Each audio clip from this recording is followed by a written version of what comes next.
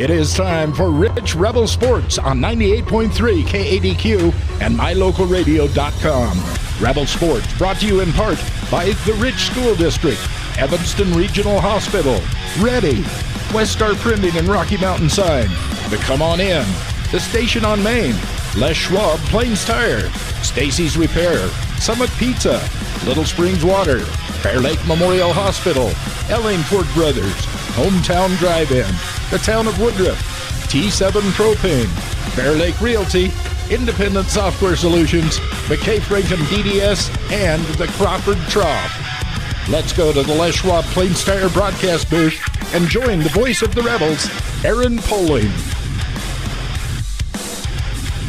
And we welcome you to Rich High School. As it is week 2, the Rich Rebels are taking on the Monticello Buckaroos. Both teams come in at 1-0, as this is going to be a battle of two of the top teams in 8-man football. I'm Aaron Poling. Join me in a bit is Rob Leifson, as it is time for your Summit Pizza Company pregame show. As when we come back, we'll have your scene set brought to you by Little Springs Water. You are watching the 2023 Rich Rebels football team online at MyLocalRadio.com, as well as on 98.3 KDQ. When pizza is calling your name, order a Summit Pizza. With homemade dough and all fresh ingredients, every pizza is a culinary masterpiece. Owners Thad and Melissa Willis are Rich High School alumni. They continue the Rebel tradition of excellence and service. Feed your taste buds, feel the happiness with a fresh homemade pizza from Summit Pizza. Don't forget the Doodles, a Summit Pizza original creation. Summit Pizza, 70 West Logan Road, Garden City.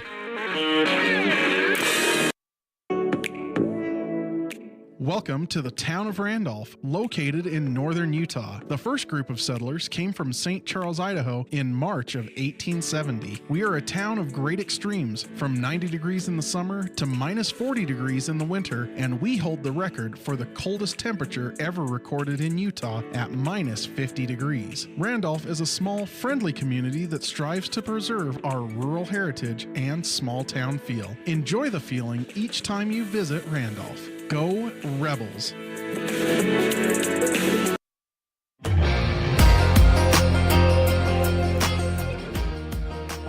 Welcome back to the Les Schwab Plains Tires broadcast booth in the middle of the 2023 Rich Rebels varsity football game, online at MyLocalRadio.com, as well as on 98.3 KDQ. It is time for the Little Springs scene set on the Summit Pizza Company pregame show. For that, we're going to bring in Rob Leifson. Rob, what do you have about today's matchup?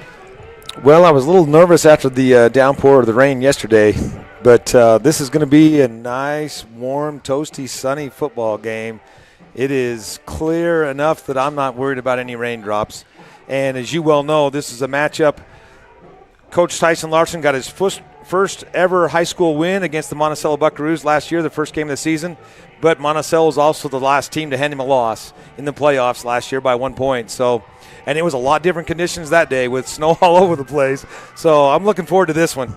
Don't ever say Rob Leifson's not afraid to tempt fate, because he just did there. So we're going to knock on some wood. Hopefully it's a beautiful day for football, as it's very warm outside.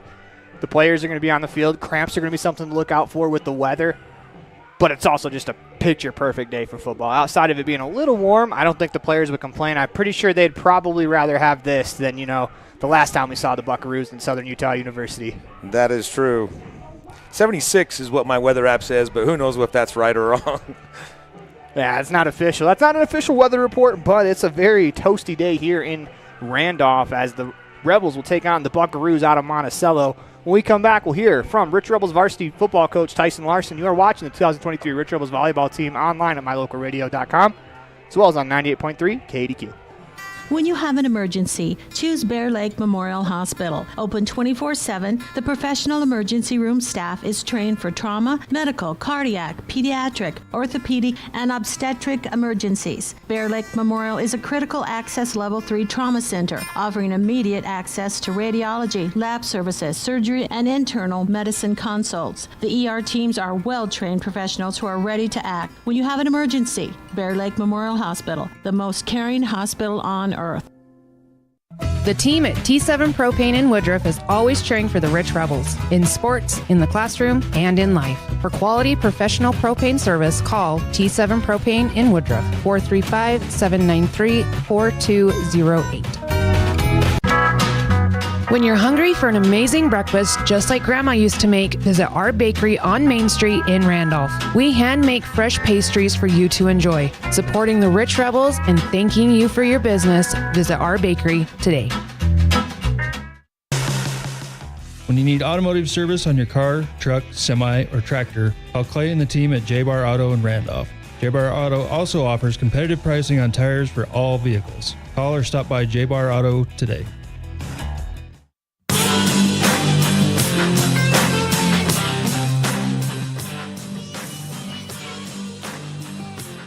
When you have an emergency, choose Bear Lake Memorial Hospital. Open 24/7, the professional emergency room staff is trained for trauma, medical, cardiac, pediatric, orthopedic, and obstetric emergencies. Bear Lake Memorial is a critical access level 3 trauma center, offering immediate access to radiology, lab services, surgery, and internal medicine consults. The ER teams are well-trained professionals who are ready to act. When you have an emergency, Bear Lake Memorial Hospital, the most caring hospital on earth.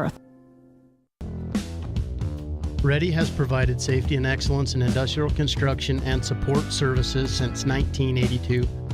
From insulation and scaffolding to paintings and coatings, our crews are standing by to assist with new construction, maintenance projects, facility shutdowns, and more. Contact us today to ensure your assets are protected and functional. Interested in joining our team? Visit ReadyUSA.com. We are ready. Success doesn't come by accident. Success requires hard work, perseverance, learning, sacrifice, and believing in yourself. Eddie and Todd Jensen established the Mound Valley Cattle Company in Thatcher, Idaho on these very principles. The students, staff, athletes, and coaches at Rich High School value these same fundamentals in education and activities, in athletics, and in life. Good luck, Rebels, from Mound Valley Cattle Company, serving customers in Utah, Idaho, and Wyoming since 1997.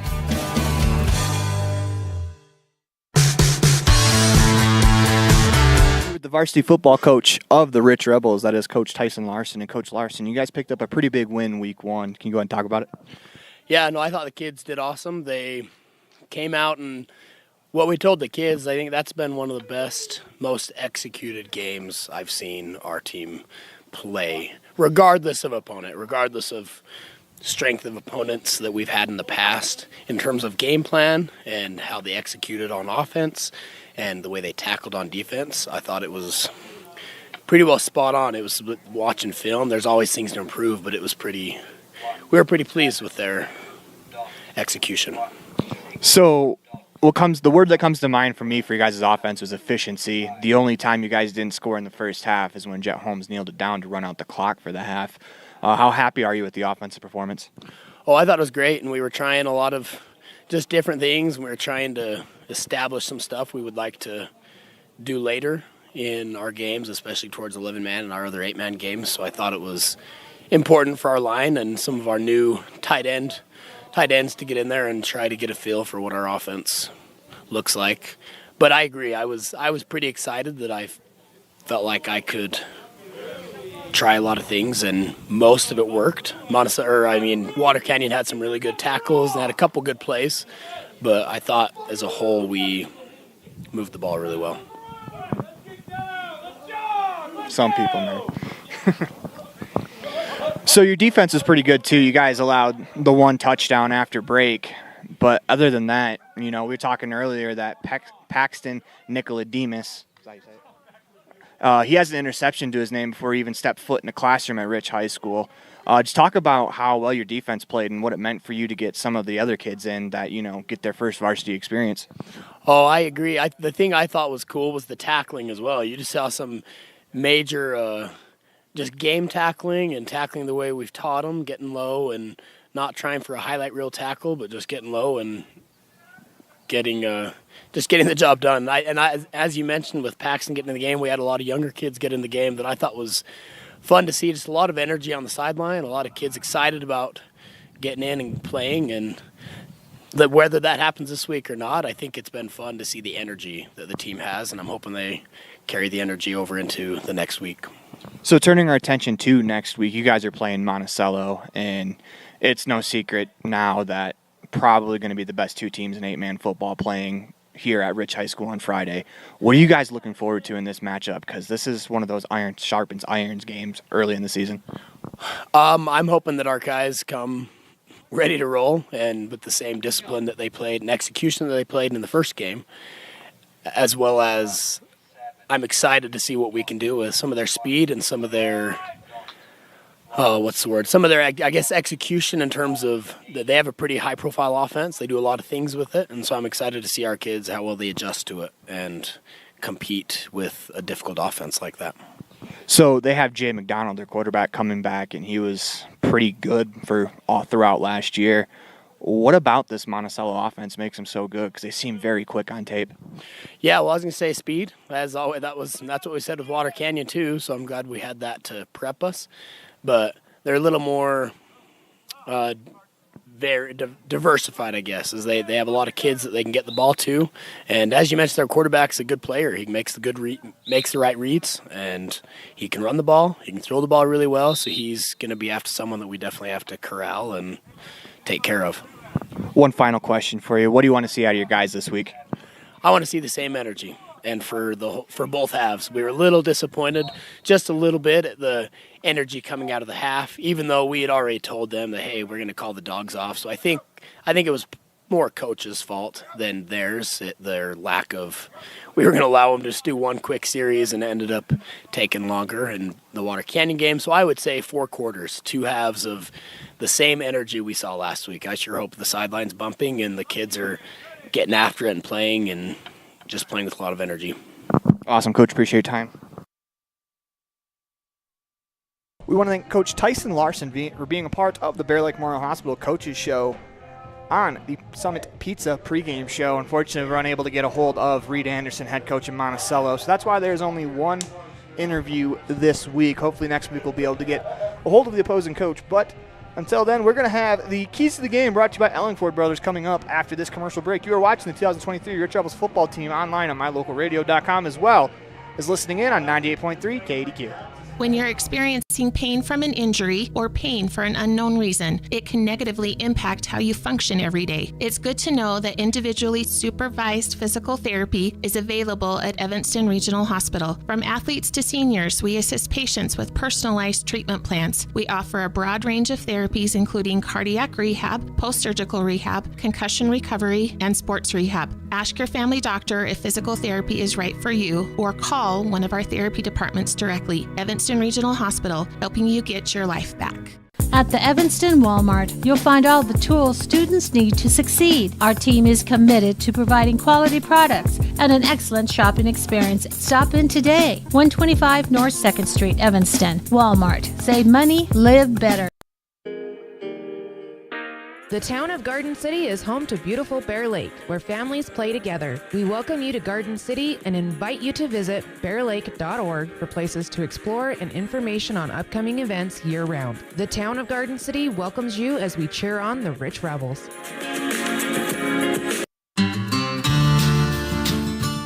Quality is the one thing that you can always count on when you do business with Ellingford Brothers in Evanston. You always get high-quality products and friendly, knowledgeable service at Ellingford's. Stop in today, 199 County Road, Evanston.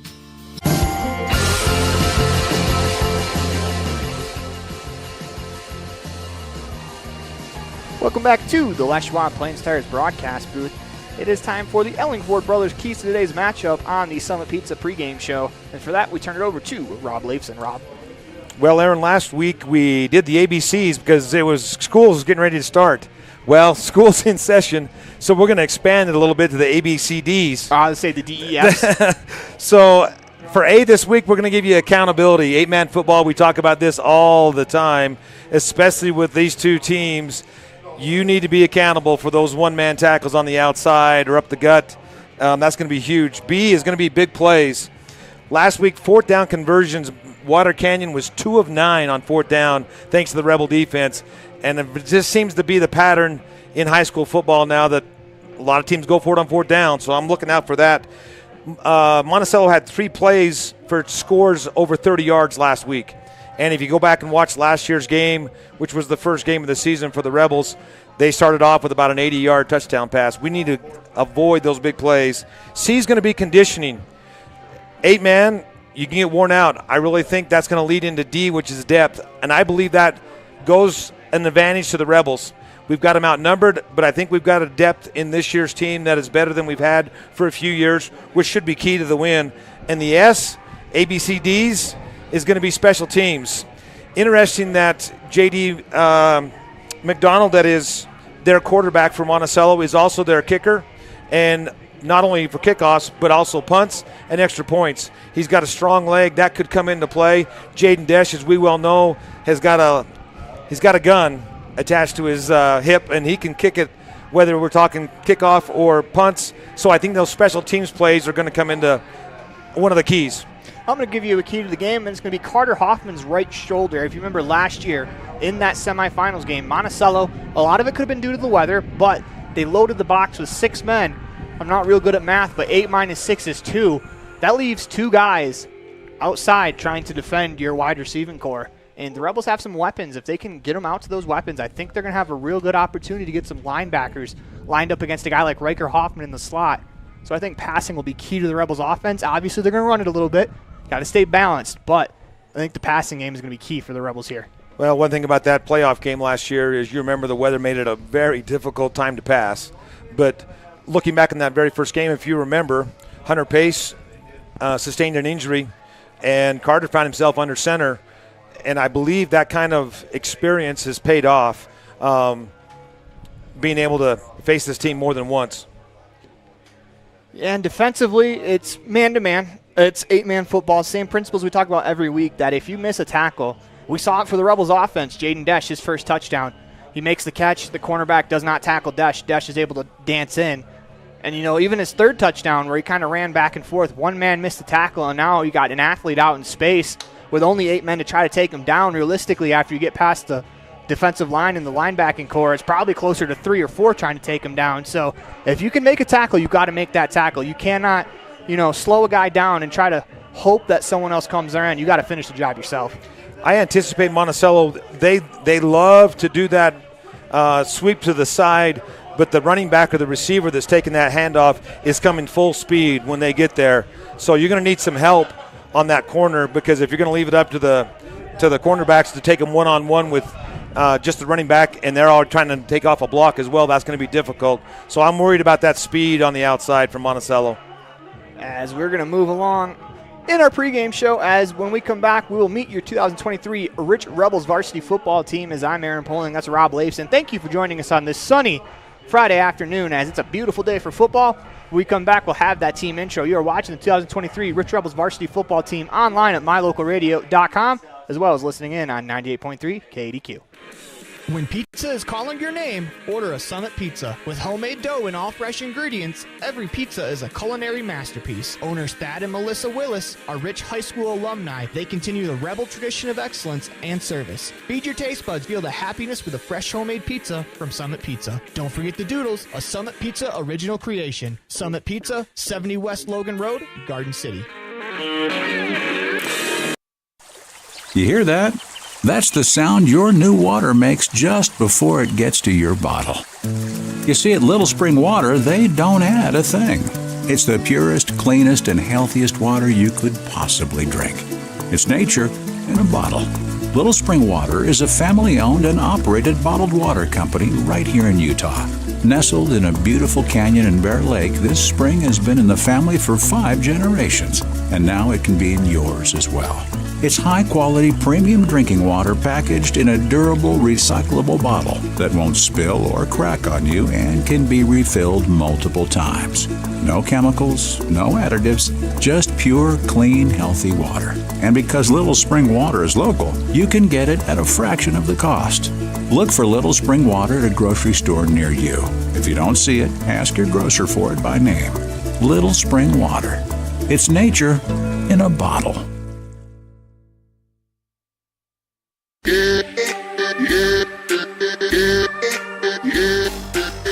Welcome back to the Schwab Plains Tires broadcast booth. Let's meet your 2023 Rich Rebels varsity football team.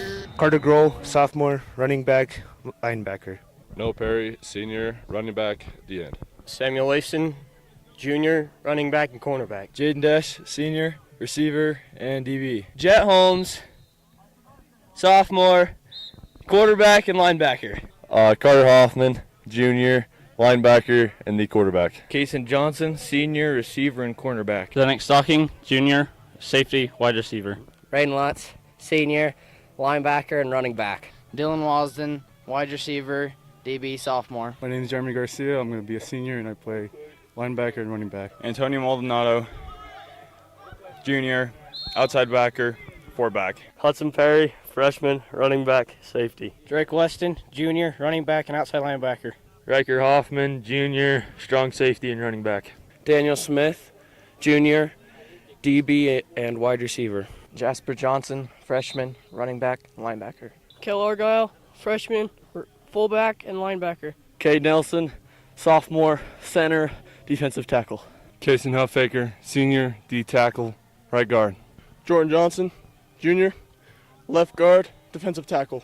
Boston Jolly, sophomore, right guard and defensive nose guard. Easton Eborn, sophomore, guard and tackle. Riley Goff, freshman, offensive tackle and defensive end. I'm Bodie O'Mealy. I'm a freshman, an offensive tackle, and a defensive end. I am Talon Pace. I am a junior. I play center, guard, and tackle on offense, and then on defense I play D tackle and end. I'm Carter Stokes. I'm in 11th grade, and I play D-line and offensive line. I'm Colby Stokes. I'm a junior. I play offensive line and D-line. I'm Jack Bell. I'm a senior. I play defensive line and offensive line. I'm Bailey Weston. I'm a freshman. I play offensive line and defensive line. I'm Carson Meerbrook. I'm a senior, and I play offensive and defensive line. Aiden Weston, receiver and cornerback. I'm Jadix Chandler. I am a junior this year, and my position is right guard. My name is Wilkes Weston. I'm a freshman this year, and I play quarterback and linebacker. Jack Wakefield, sophomore, offensive defensive lineman. Paxton Nicodemus, wide receiver safety, 9th grade. Riker Kirk, I'm going to be a sophomore, and my position is a running back. Hi, my name is Connor Carrillo. I'm in 9th grade, and I play corner and wide receiver. My name is Taggart Stewart, and I'm in 9th grade, and I play corner and wide receiver. Welcome back to Les Schwab Plains Tires broadcast booth. When we come back, we'll have the live cam for you. We'll be ready to go with some pregame festivities as we have one more commercial break before we kick off, about 5 minutes away from kickoff. So stay tuned as when we come back, we'll have the opening of this matchup. You are watching the 2023 Rich Rebels varsity football team online at mylocalradio.com, as well as listening in on 98.3 KDQ. Dealing with computer problems can be frustrating and make you wish for your own personal IT guy. Now, everyone can afford an IT guy. Independent Software Solutions has served customers in Wyoming and Utah for over 20 years. We develop software, handle system and network administration, repair personal and business computers, and sell accessories. Independent Software Solutions is your one-stop computer business solution. Call today, 307-789-1978. Let Independent Software Solutions be your IT guy.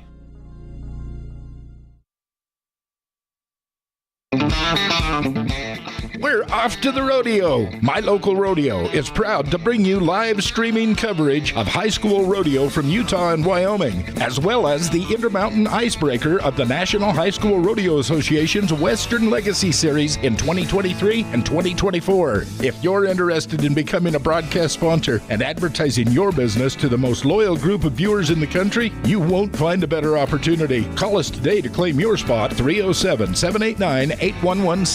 That's 307-789-8116. We're off to the rodeo.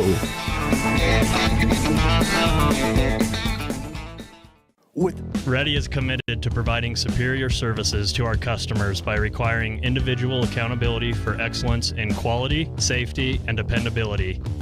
We are a growing company that is currently hiring across Wyoming, Colorado, Texas, Nevada, Idaho, and elsewhere.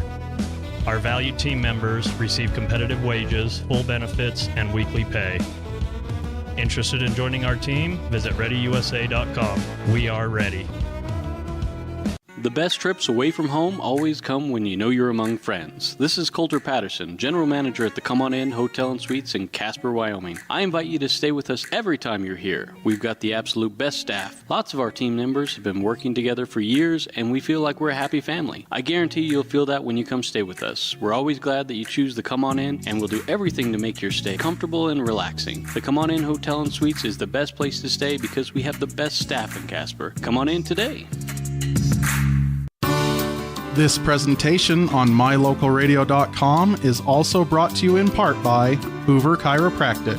With over 3 decades of experience, Dr. Todd Hoover can help you with all the chiropractic work you need, plus x-rays, blood work, a weight loss program, and can help you get rid of allergies and migraines.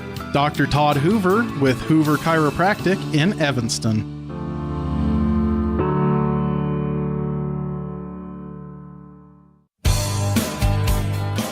Success doesn't come by accident. Success requires hard work, perseverance, learning, sacrifice, and believing in yourself. Eddie and Todd Jensen established the Mound Valley Cattle Company in Thatcher, Idaho on these very principles. The students, staff, athletes, and coaches at Rich High School value these same fundamentals in education and activities, in athletics, and in life.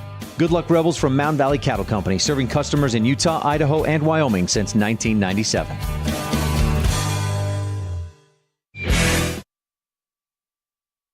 Welcome back to the Les Schwab Plains Tires broadcast booth.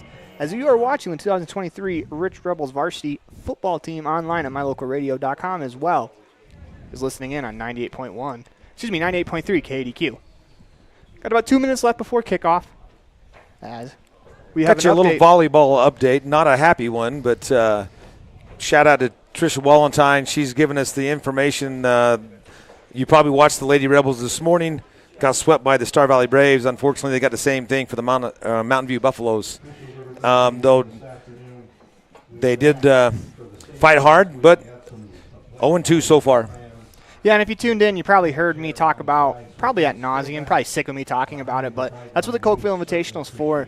I don't think the Rebels ever necessarily, of course they want to win it, but, they play so many good teams in the tournament that it makes them so much better. It's what this tournament is about, getting better, and I think the Rebels have accomplished that, at least after the game against Star Valley, as they have Grace, and I think they have a better shot against Grace coming up. And if you're worried about them being 2-2, just think back to last year. They were 2-2 to start the season as well. So, everything is going kind of as planned for the Rebels volleyball team as we are about ready to go for the national anthem. We're going to go radio silent and turn it over to our anthem singers.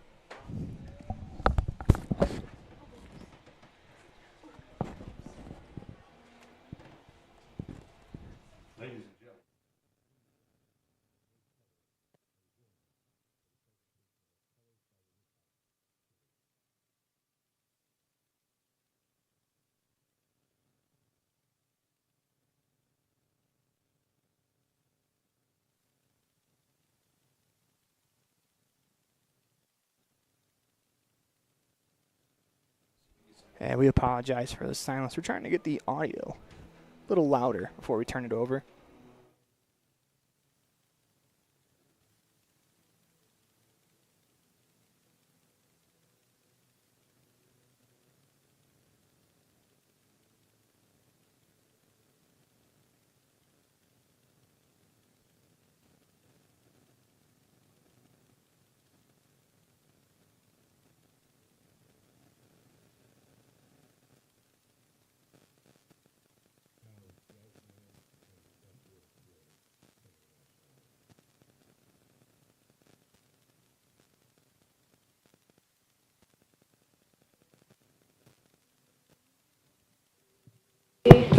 By the dawn's early light, what so proudly we hail at the twilight's last gleaming, whose broad stripes and bright stars through the perilous fight o'er the ramparts we watched.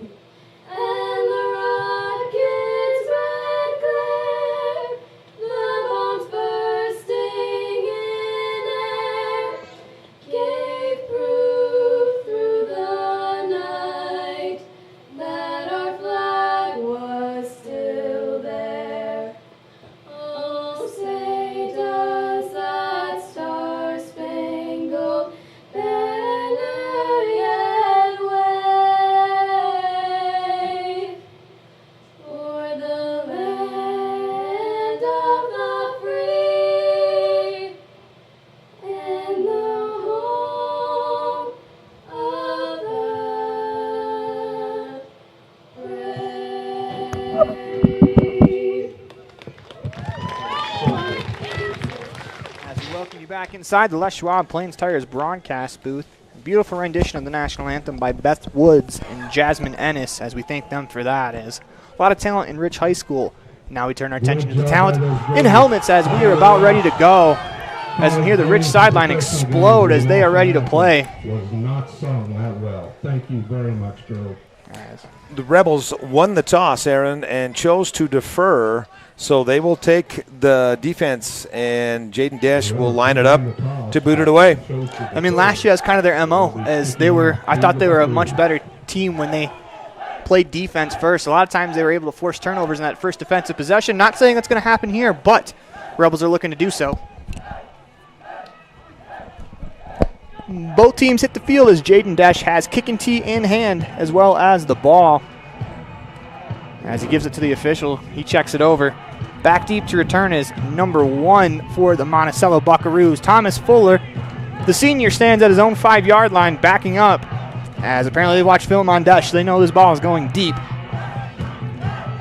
As Dash puts his hand in the air,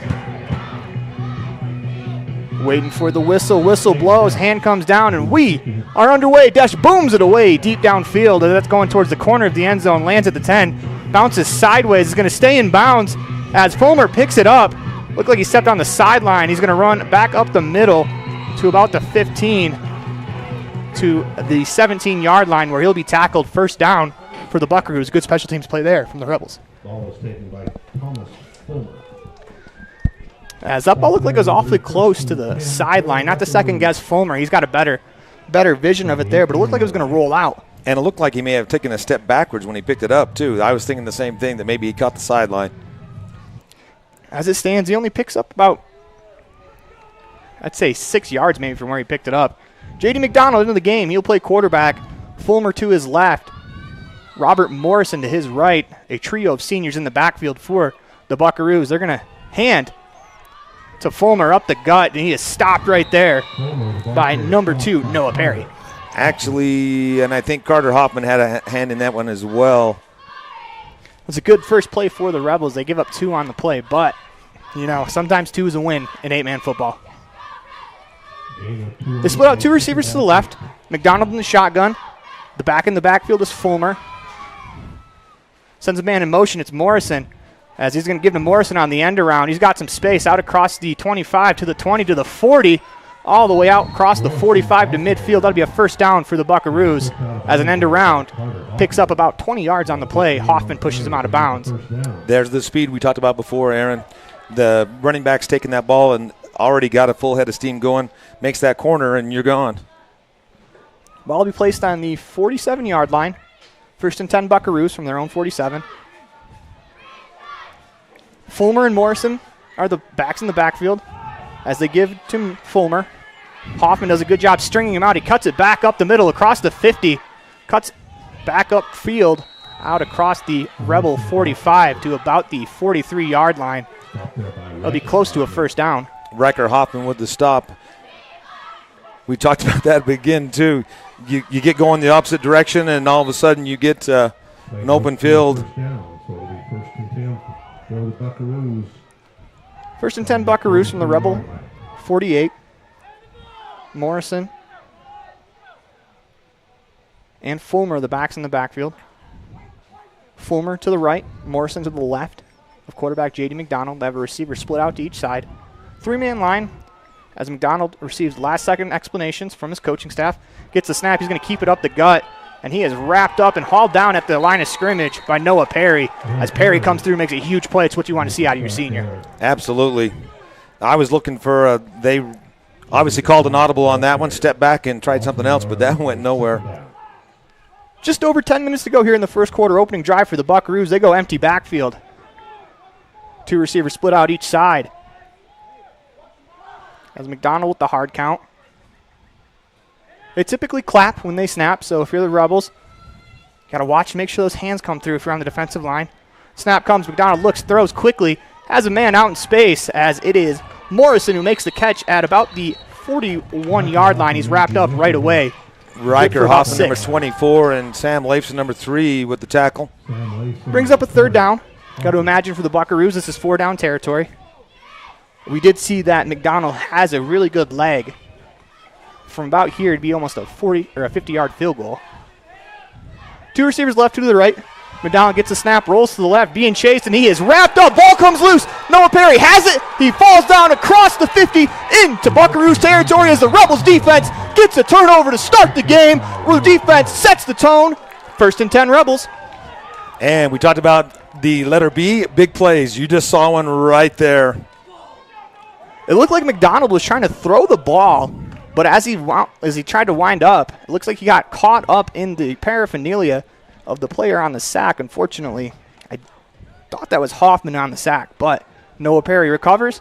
We talked about seniors making big plays. It's another senior right there making another big play. 1st and 10 Rebels from the Monticello 49-yard line. Hoffman comes out under center, has a receiver to his left, 1 to the right. Noah Perry, the deep back.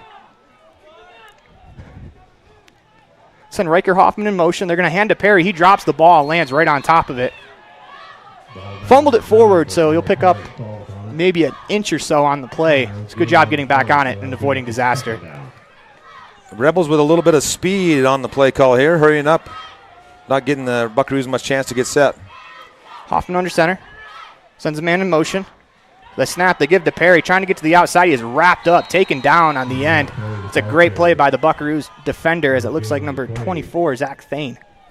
And he was all over the highlight reel last year in the matchup between the Rebels and the Buckaroos. Brings up 3rd and 10. 13 make the stop. As there's actually 3rd and 10 from the Buckaroos 49-yard line, 8:23 to go. Rebels huddle up as they take quite a long time to huddle up, especially when you consider the last play they went no huddle. Still a little confusion. And it looks like we're going to have to take a timeout, maybe. As they just get to the 10-second mark, as Hoffman gets them all set. Sends a man in motion. 2 men going in motion. That's going to be a penalty.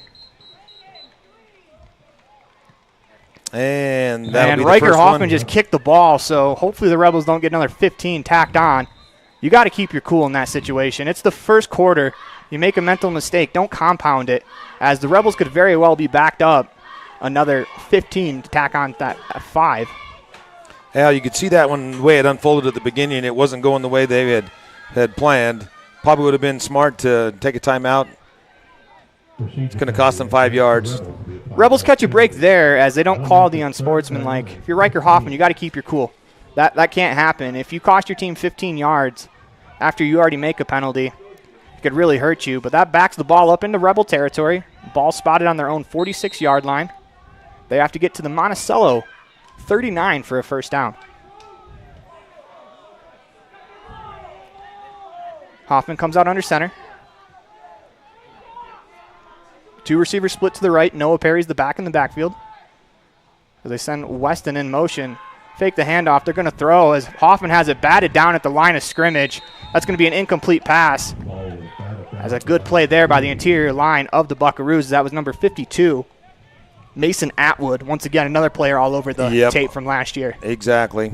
And that was intended to pass for Desch, who had one-on-one coverage on the outside. But we mentioned it before. Here's your special teams play, but Jaden's got an opportunity to pin the Buckaroos down deep into their territory. Desch back on his own 45, lets it go.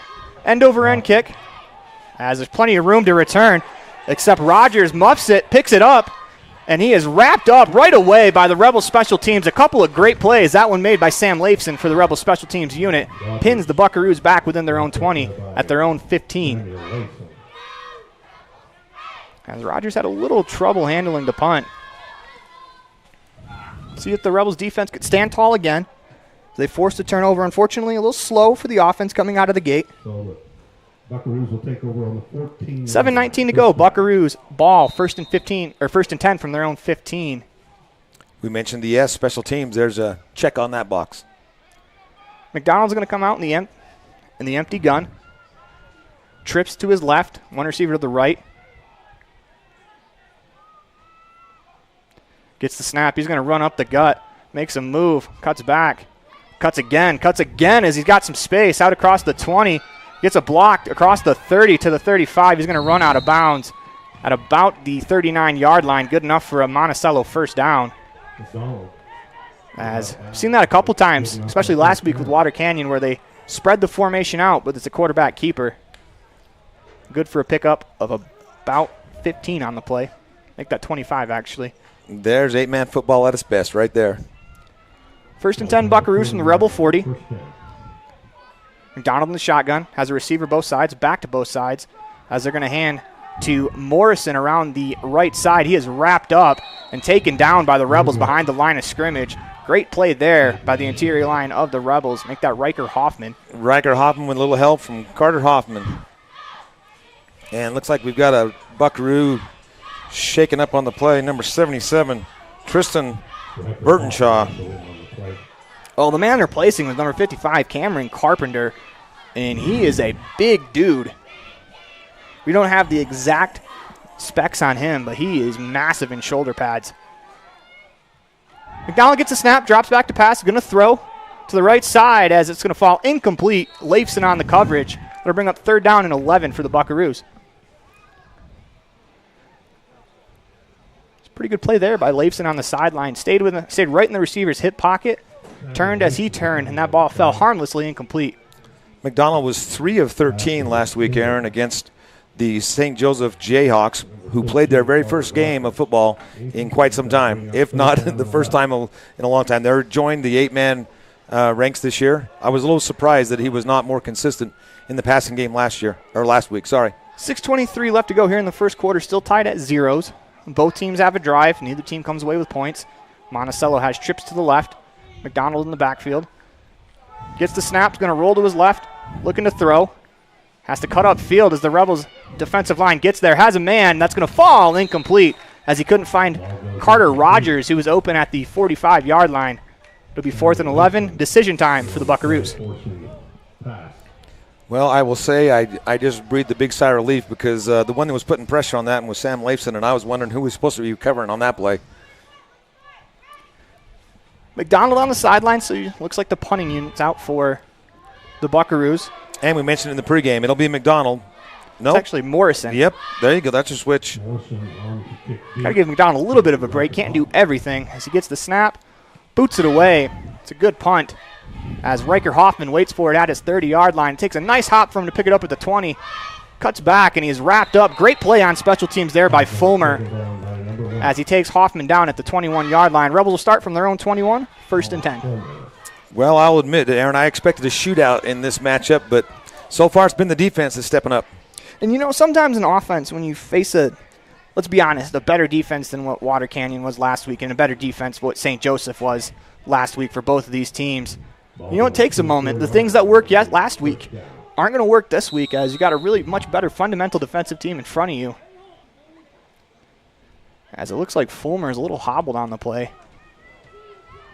Hopefully he's all right as he goes to the sideline. Replaced once again by Cameron Carpenter, who has a defensive tackle right in the middle. He's going to clog up some space. Rebels come out in the I formation as Hoffman's going to keep around the outside. Cuts back across the field. Makes another move at the 30. He's got some space to run. Good enough for a first down across the 40. Cuts back, trying to stay alive, and he's going to be hauled down at midfield as Hoffman makes some magic with his legs. Once again, Rob, the magic of 8-man right there. There you go. Tackle made by Chandler Henderson, another senior for the Buckaroos. Quite a few seniors on this Buckaroos team. In fact, we counted 10 earlier. They lost 2 big keys from last year, Javelin Robinson and Easton Young. They were more than key. They were really the offense for the Buckaroos. It'll be 1st and 10, Rebels from their own 44-yard line. 5:45 left to go in the first quarter, still tied at 0. Rebels come out under center. 2 receivers split to the right. Noah Perry's the back in the backfield as they send Weston in motion. They fake, throw to Desch. He makes the catch at the 45-yard line, cuts back to the 50, and he is hauled down at about the Monticello 49-yard line. Good for a pickup, about 7 on the play, 2nd and 3. Well, you have one-on-one, but that one seemed to take a little bit longer to develop than we'd hoped for because I think you had good pursuit from the Buckaroo defense on that one. If you can get that play quick and Desch gets that beyond that first defender, then you got bonus yardage. That's a good job, though, by Desch to make that catch, turn up field, and get positive yardage right away because he caught the ball in the backfield. As Rebels break the huddle, it's going to be 2nd and 3. Ball placed on the Buckaroo 49-yard line. Hoffman in the shotgun. As Rebels reset. Hoffman gets the snap. It's a lead right up the gut following Perry. Hoffman bows his head down out to about the 46-yard line, as it'll be good enough for a Rebels first down. Tackle made by Robert Morrison, another senior, and you will hear his name all during today's game. Standout player from last year for sure. Morrison is a big part of what the Buckaroos plan to do. 1st and 10 Rebels on the Buckaroo 45-yard line. They have a receiver spread out to the left. Hoffman in the shotgun. Traditional 5-man line that you'd see in 11-man football with 2 tight ends is Noah Perry, the back in the backfield. It's going to be a quarterback lead right up the gut. Hoffman makes a move out across the 40 to about the 37-yard line. Quarterback on quarterback crime for you, Aaron. J.D. McDonald on the tackle. And we talk about Morrison being part of everything. McDonald, they probably take him off the punt team so that way the dude gets a little bit of a breather, as he's a Swiss Army knife for this Monticello team. Well, this is the deepest that the Rebels have been in Buckaroo territory so far this game. It'll be 2nd down and 2 from the Buckaroo 37. Rebels come out. Receiver split to the left. Still a 5-man line, as Hoffman's going to go right up the gut, out across the 35, all the way down to about the 33. Another first down. They're going to move the sticks as Hoffman picks up enough yardage for the first down. 3:23 left to go in the first quarter. You can give a shout out to the big boys up front, Kason Huffaker, Talon Pace, Jack Bell. And the way the Rebels are countering that 6-man box for the Buckaroos, they're just lining up 5 players on the offensive line like it's a normal, like it's an 11-man football game. I don't mean to say normal, but like it's 11-man football. 5 across the line, 1 back, quarterback, and the receiver split out to the left in the formation. As Hoffman gets the snap, he's going to go to the left, cuts it back up the field where he's wrapped up by J.D. McDonald after a gain of about 1 on the play. They'll bring up 2nd and 9. Get J.J. Chandler coming to that front line. Jordan Johnson, another key on that front line for the Rebels. And you know, in 8-man football, they can rotate the line in and out, as they can keep these guys fresh. They have the depth to do that, as it's actually going to be 2nd down and 10 from the Buckaroo 33. Rebels taking their time getting the play in as Hoffman, Riker Hoffman that is, going to deliver the play. Noah Perry can count without taking his shoes off, and he realized they had 9. And that's a good timeout taken. And with that, we're going to take a timeout as well, as you're watching the 2023 Rich Rebels varsity football team online at mylocalradio.com, as well as listening in on 98.3 KDQ.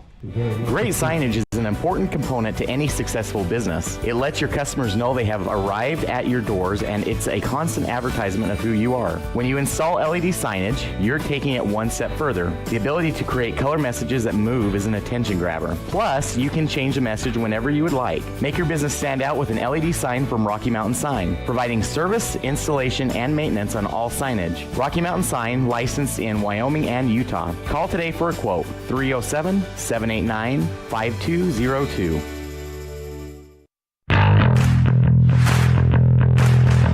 Welcome back to the Les Schwab Plains Tires broadcast booth, as we have 2:11 left to go here in the first quarter. Rebels marching with the ball. 2nd and 10 on the Buckaroo 33-yard line. After a timeout, the Rebels line up. 5 offensive linemen. Receiver to the right. Noah Perry's the back in the backfield as Hoffman's in the shotgun. They send Desch in motion. They get the snap. 1-man route. They throw as Desch is going to draw the flag as he was interfered with. Ball falls incomplete, but we have a flag on the play. J.D. McDonald on the coverage, and I don't know if you can give all the credit to Jaden on that one for a good salesmanship, but there's a hanky on the field, and it's going to cost him 15. Well, football doesn't work out for Desch. Hollywood could call his name, as there's a little bit of contact, a little bit of hand fighting, but I don't think there was as much as Desch's actions warranted. But, sales job. It's part of the game. It's a good job by Desch drawing the flag for his team, picking up 15 yards. We talked about it last week. He is a tough matchup for anybody, including McDonald. Yeah, we talked about McDonald doing everything. He's also their number one corner. I don't imagine after a football game he is dog-tired. Carter Hoffman under center. No back in the backfield. They send Riker Hoffman in motion. The snap, it's going to be a bubble pass to Riker Hoffman out across the 15 before he's hauled down by McDonald. That's a good tackle out in space, or else that's a touchdown for the Rebels. Gain of 3 on the play with 1:55 left to go in the first quarter. It was last year's game against the Buckaroos, Aaron, that Jaden Desch got his first game in a Rebel uniform, came away with 2 interceptions and 2 receptions for touchdowns. So expect him to have a big game as well. And he likes week 1.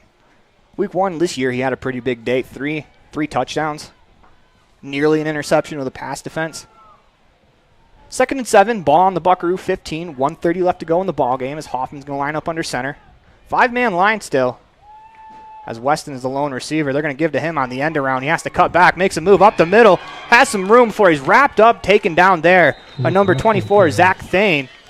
As it'll depend on the spot, close to a first down as the sticks drop the sticks. It's going to be a 1st and goal for the Rebels at about the 8-yard line. Robert Morrison with a little bit of extra poundage on Drake on that one. I'm sure he felt it, and he's coming out, swapping out with Riker Hoffman.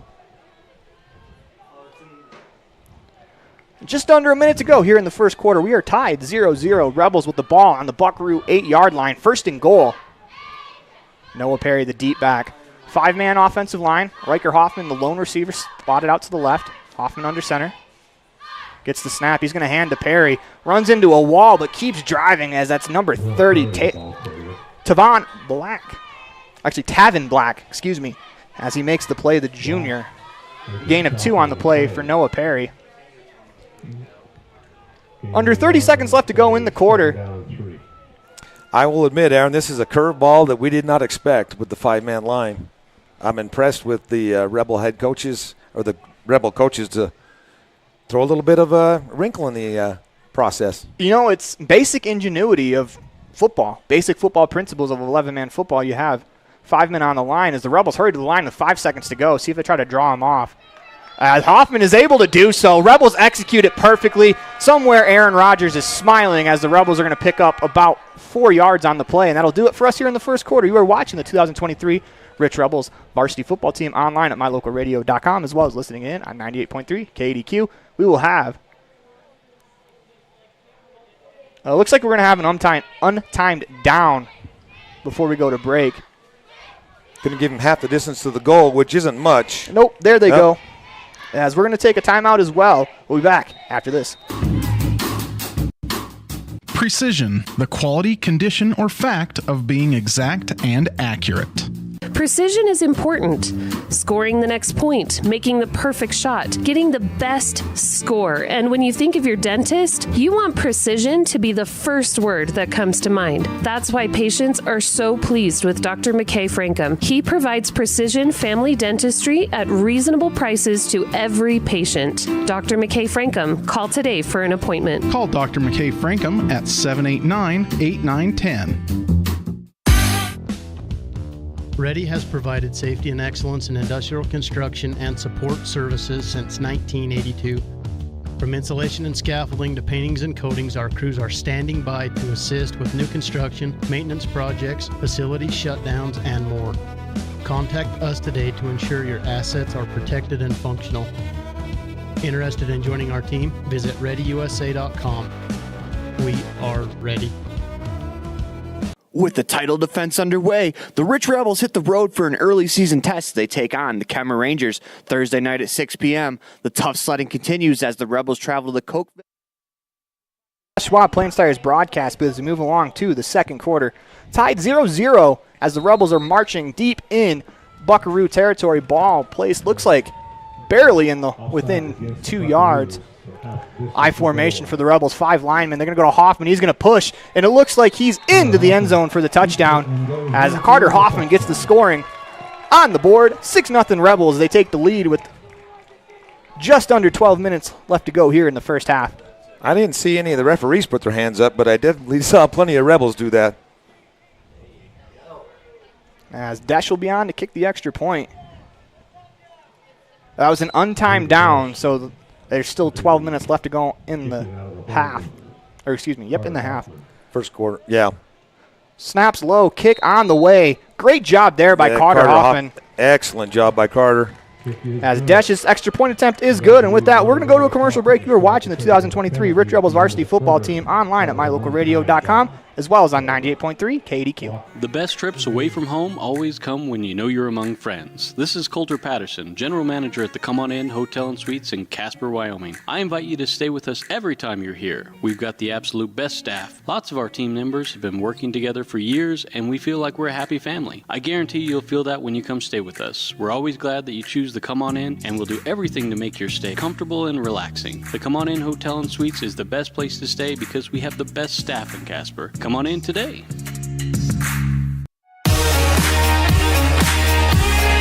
Welcome back to Les Schwab, Plains Tires broadcast booth. Rebels up 7-0 on the Station on Main scoreboard as Carter Hoffman opens the scoring with a 1-yard touchdown run. Jaden Desch boots the extra point through, and we stand at 7-0 with 12 minutes to go in the second quarter as that was an untimed down. Desch ready for the kickoff.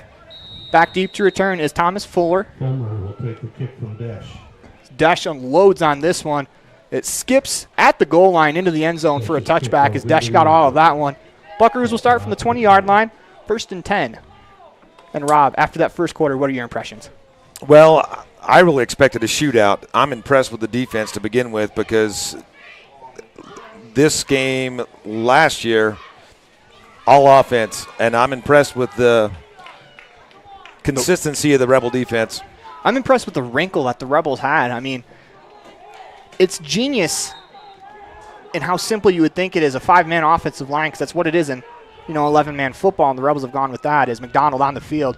And the shotgun is going to send a back in motion. As now it's 2 set up to the left. That back in motion is Robert Morrison. He gets set in the slot, gets the snap. They're going to hand to Fulmer up the gut. Makes a couple men miss before he's driven down after a gain of about 7 on the play. 2nd and 3. Credit Jeremy Garcia with the tackle on that one. Jack Bell's the only defensive lineman up there on the line against 3 offensive linemen. Interesting defensive formation here for the Rebels. Yes, it is. 2-man backfield. McDonald gets the snap, hands to Fulmer, across the left side, cuts back as Hoffman meets him at about the first down marker. It's going to roll all the way out to the 33-yard line. Good enough for a Buckaroo first down. Going to get some help from Raiden Lutz, and you're going to get a line change from the Rebels on defense. That's some hockey talk for you there, Aaron. Yeah, you want to explain that to my non-hockey fans? Line change is 3 or more, as it is the substitution in hockey. As now there's 2 linemen with Perry over an offensive lineman. They're going to give to number 30. That's Taven Black out across the left side. Has some room down the sideline before he is knocked out of bounds by the combination of Desch. And it looks like that is Drake Weston. But not after he picked up a first down and much more all the way into Rebels territory. 1st and 10 for the Buckaroos. He was one of the big carriers last week for the Monticello Buckaroos against St. Joseph.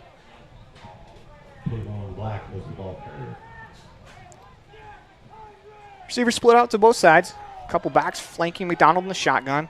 Black on the right. Some Morrison on the left. They give to Black again. Out across the 45 to the 30. He's got some room before Desch launches him out of bounds. What a hit there by Jaden Desch. As you love to see a hit like that, but you hate to see it after 15 yards of a run. And here comes your line change again. As the Rebels are going to go a little bit bigger. Throwing some different looks at this Monticello offense. Fulmer to the right of McDonald. Morrison to the left as McDonald gets the snap. He's going to hand to Fulmer. Up the gut, cuts back at about the 25-yard line. Actually, make that the 15. Kason Johnson, number 10, and Raiden Less, number 12 on the tackle. And we've talked about it before, depth. The Rebels are bringing new players in almost every other play. 2nd and 6 from the Rebel 17-yard line. They split a receiver out each way, split a back to each side of McDonald. As he tries the hard count, looks over to the sidelines for late play instructions. Not often this Monticello team goes under center. As McDonald back in the shotgun, gets the snap. He's going to fake the handoff, keep it himself as Hoffman drags him down, and his helmet comes off as the Monticello sideline throws their arms up looking for a flag. I am not seeing one. What that means that McDonald has to come out for one play. It's going to bring up 3rd and about 4. They wanted a face mask around for a call against Carter Hoffman. Instead, just a tackle by the head. That'll bring in the backup quarterback, Jackson Keys. Jackson Keys, number 10. He's a sophomore, I believe. Yeah, he's a lefty. I would imagine if you're the Rebels, can't imagine they're going to have a sophomore throw a pass in this situation as he gets the snap. He's going to hand right away to Fulmer. As Fulmer gets to the outside, he's wrapped up by the Rebels. Great play there, as it was one of the Stokes that was shedding off a hold that was really able to set the edge, make that Colby Stokes. I thought there was going to be a flag on the hold. I was waiting for that to be flown in. I think both sidelines now thought there should have been flags on the last 2 plays. But as we stand 4th and about 4. Loss of a yard on the play. Rebels defense has an opportunity to stand big here. McDonald, empty set, has 3 receivers to his right. Gets the snap. He's going to roll that way, looking to throw. As he's going to keep it himself as a design quarterback keep. Leifson makes the tackle at about the 10-yard line. It'll suspend on the spot. They're going to give it to him. It'll be 1st and goal for the Monticello Buckaroos. That's a pretty good play call. As you have 3 receivers split, you expect a pass. Instead, they go out and block as McDonald's able to pick up the 1st down. 1st and goal Buckaroos from the Rebels 7. Actually make that closer to the 8. Out in the shotgun. As it's going to be McDonald right up the gut as he runs into a whole host of Rebels. He's able to pick up a few yards on the play. Bring up 2nd and goal.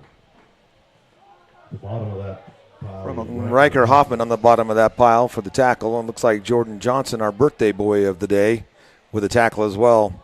2nd down. That'll be 2nd down and 6. Or excuse me, 2nd down and goal from the 6.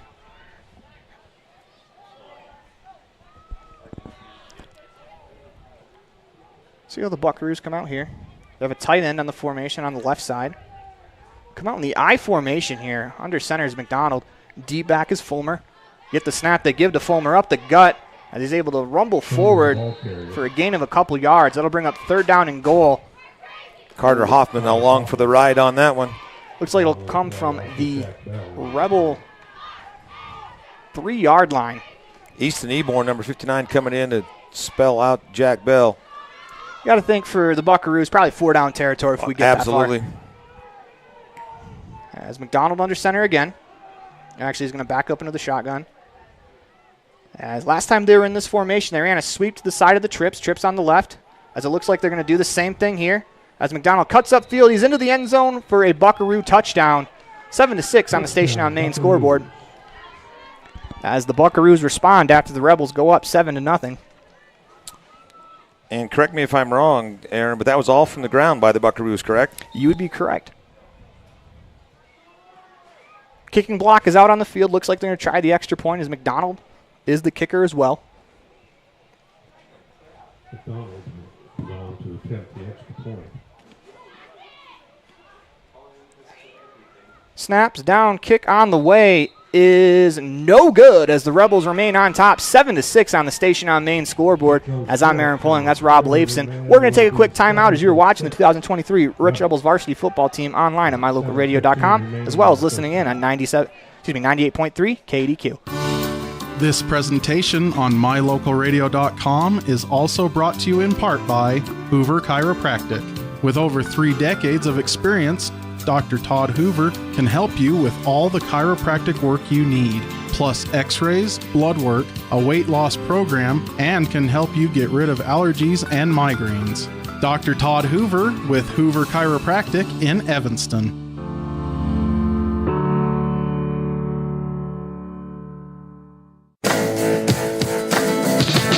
Welcome back to the Les Schwab Plains Tires broadcast booth as we move along here in the second quarter. 7:15 left to go. Rebels on top 7-6. Buckaroos respond to the Rebels touchdown with a touchdown of their own. The difference right now is the dash PAT. And Rob, that's how important that kicking game can be. There you go, special teams. Another check off our keys to the game from the start. So Tavin Black will kick. And it's interesting that the Buckaroos still use that old school orange tee. And as a kicker, I don't think you're able to kick the ball as much as you can. I like the way the Rebels use it, that type of tee where the ball is more upright, allows you to hit the fat part of the ball, where right here the best part to kick the ball is hidden underneath that tee.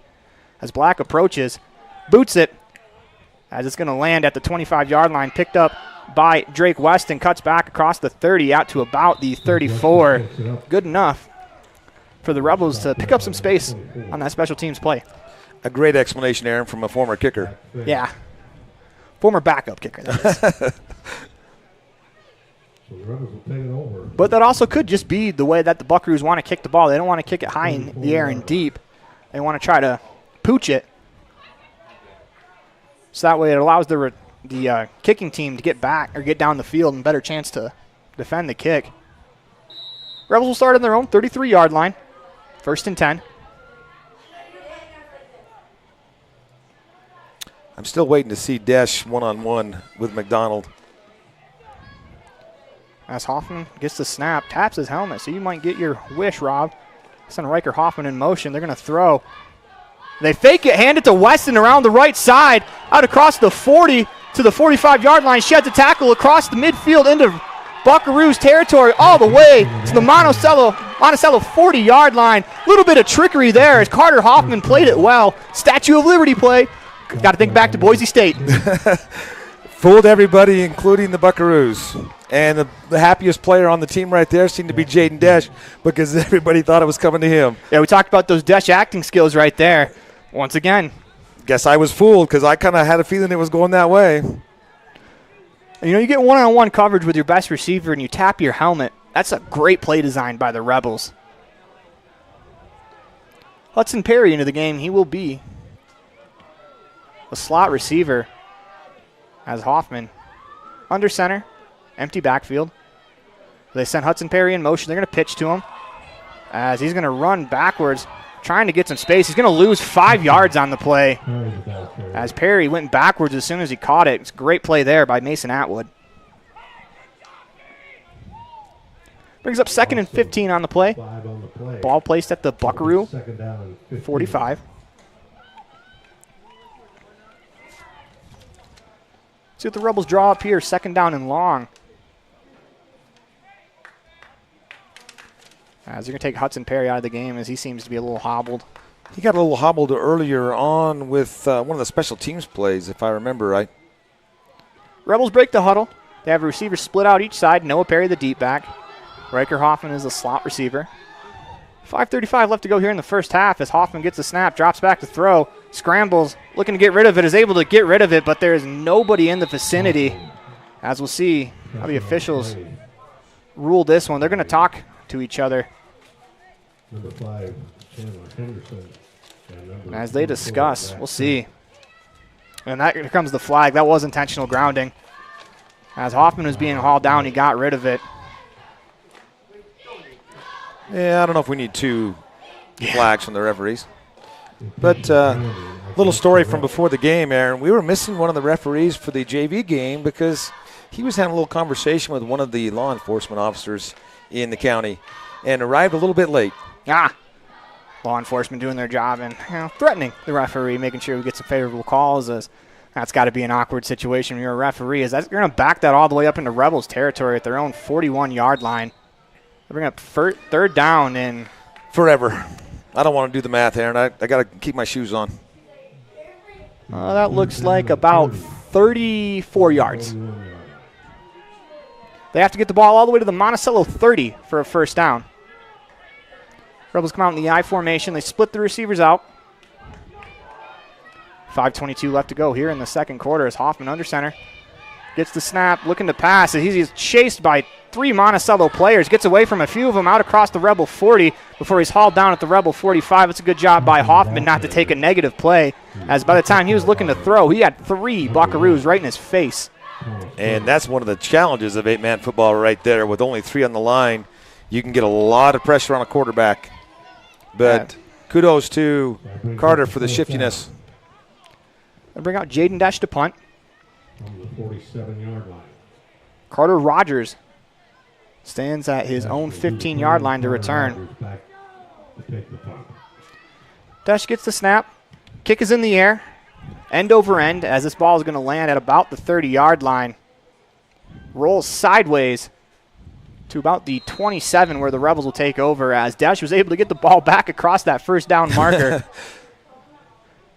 As it'll be 1st and 10 for the Buckaroos. Before halftime, looking to score with 4:31 left to go. Rebels get the ball after half, so if their defense can get a stop here, it'll be huge in the grand scheme of the game. I agree.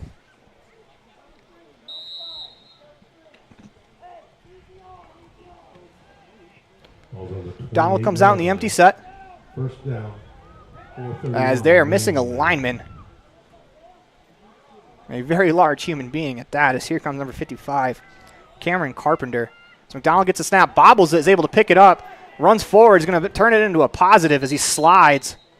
And as he was sliding, he's tackled by Lutz. That was a busted play. They're lucky to get positive yardage out of that one. That's what happens when you have an explosive quarterback like McDonald who can make something out of nothing. Hoffman did the same thing right there. If you can turn your negatives into positives, you'll be a much better football team. Split backfield, two receivers to each side.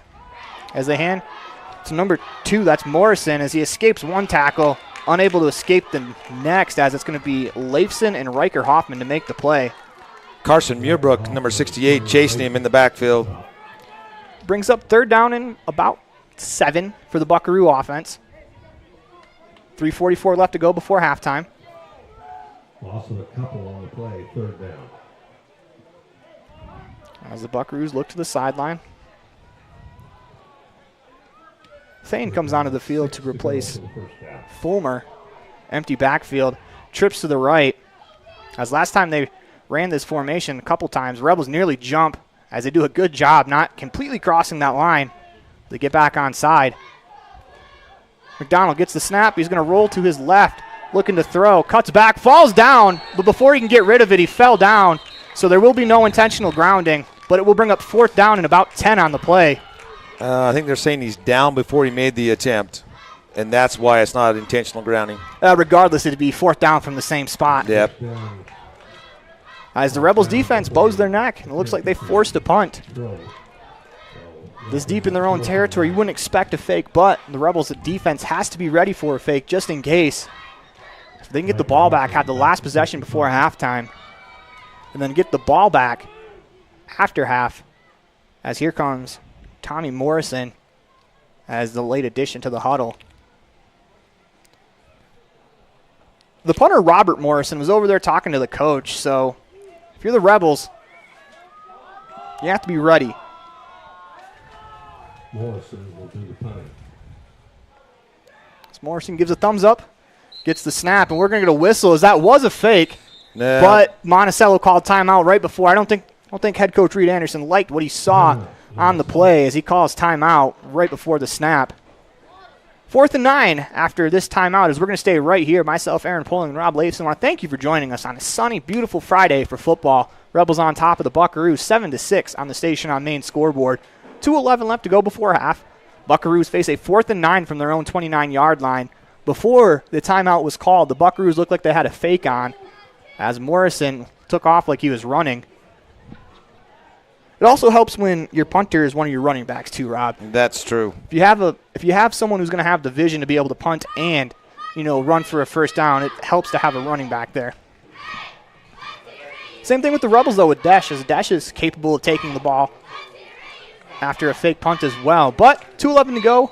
Buckaroos line up. We'll see what they decide. As you'd like to think they wouldn't try a fake after they call timeout when a fake was on, but you never know. As Riker Hoffman stands on his own 35-yard line as the punt is away, and it's a good one as it'll land at the 40 and roll out of bounds at the 35. Got a flag on the play, Aaron. We'll see what this might be. I didn't see anybody in the vicinity of the punter. Noah Perry has his hands in the air. The flag is past the line of scrimmage. We'll see what the call is. Noah's pointing to the opposite side to Coach Larson. but the officials are pointing towards the Rebels.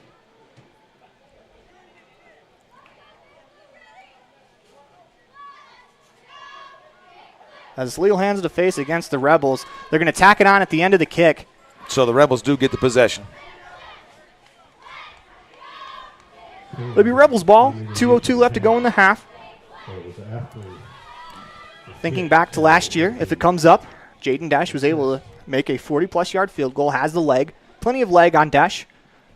You have 2 minutes and 2 seconds left in the half. Aaron, can you say this might be time for the 2-minute offense? Yeah, I would say that is the exact time for the 2-minute offense, as the Buckaroos and the Rebels have both used a timeout in the half. Rebels with 2 timeouts left. If you're watching online at mylocalradio.com, the dots on the screen that are next to the names of the teams, those are timeouts left.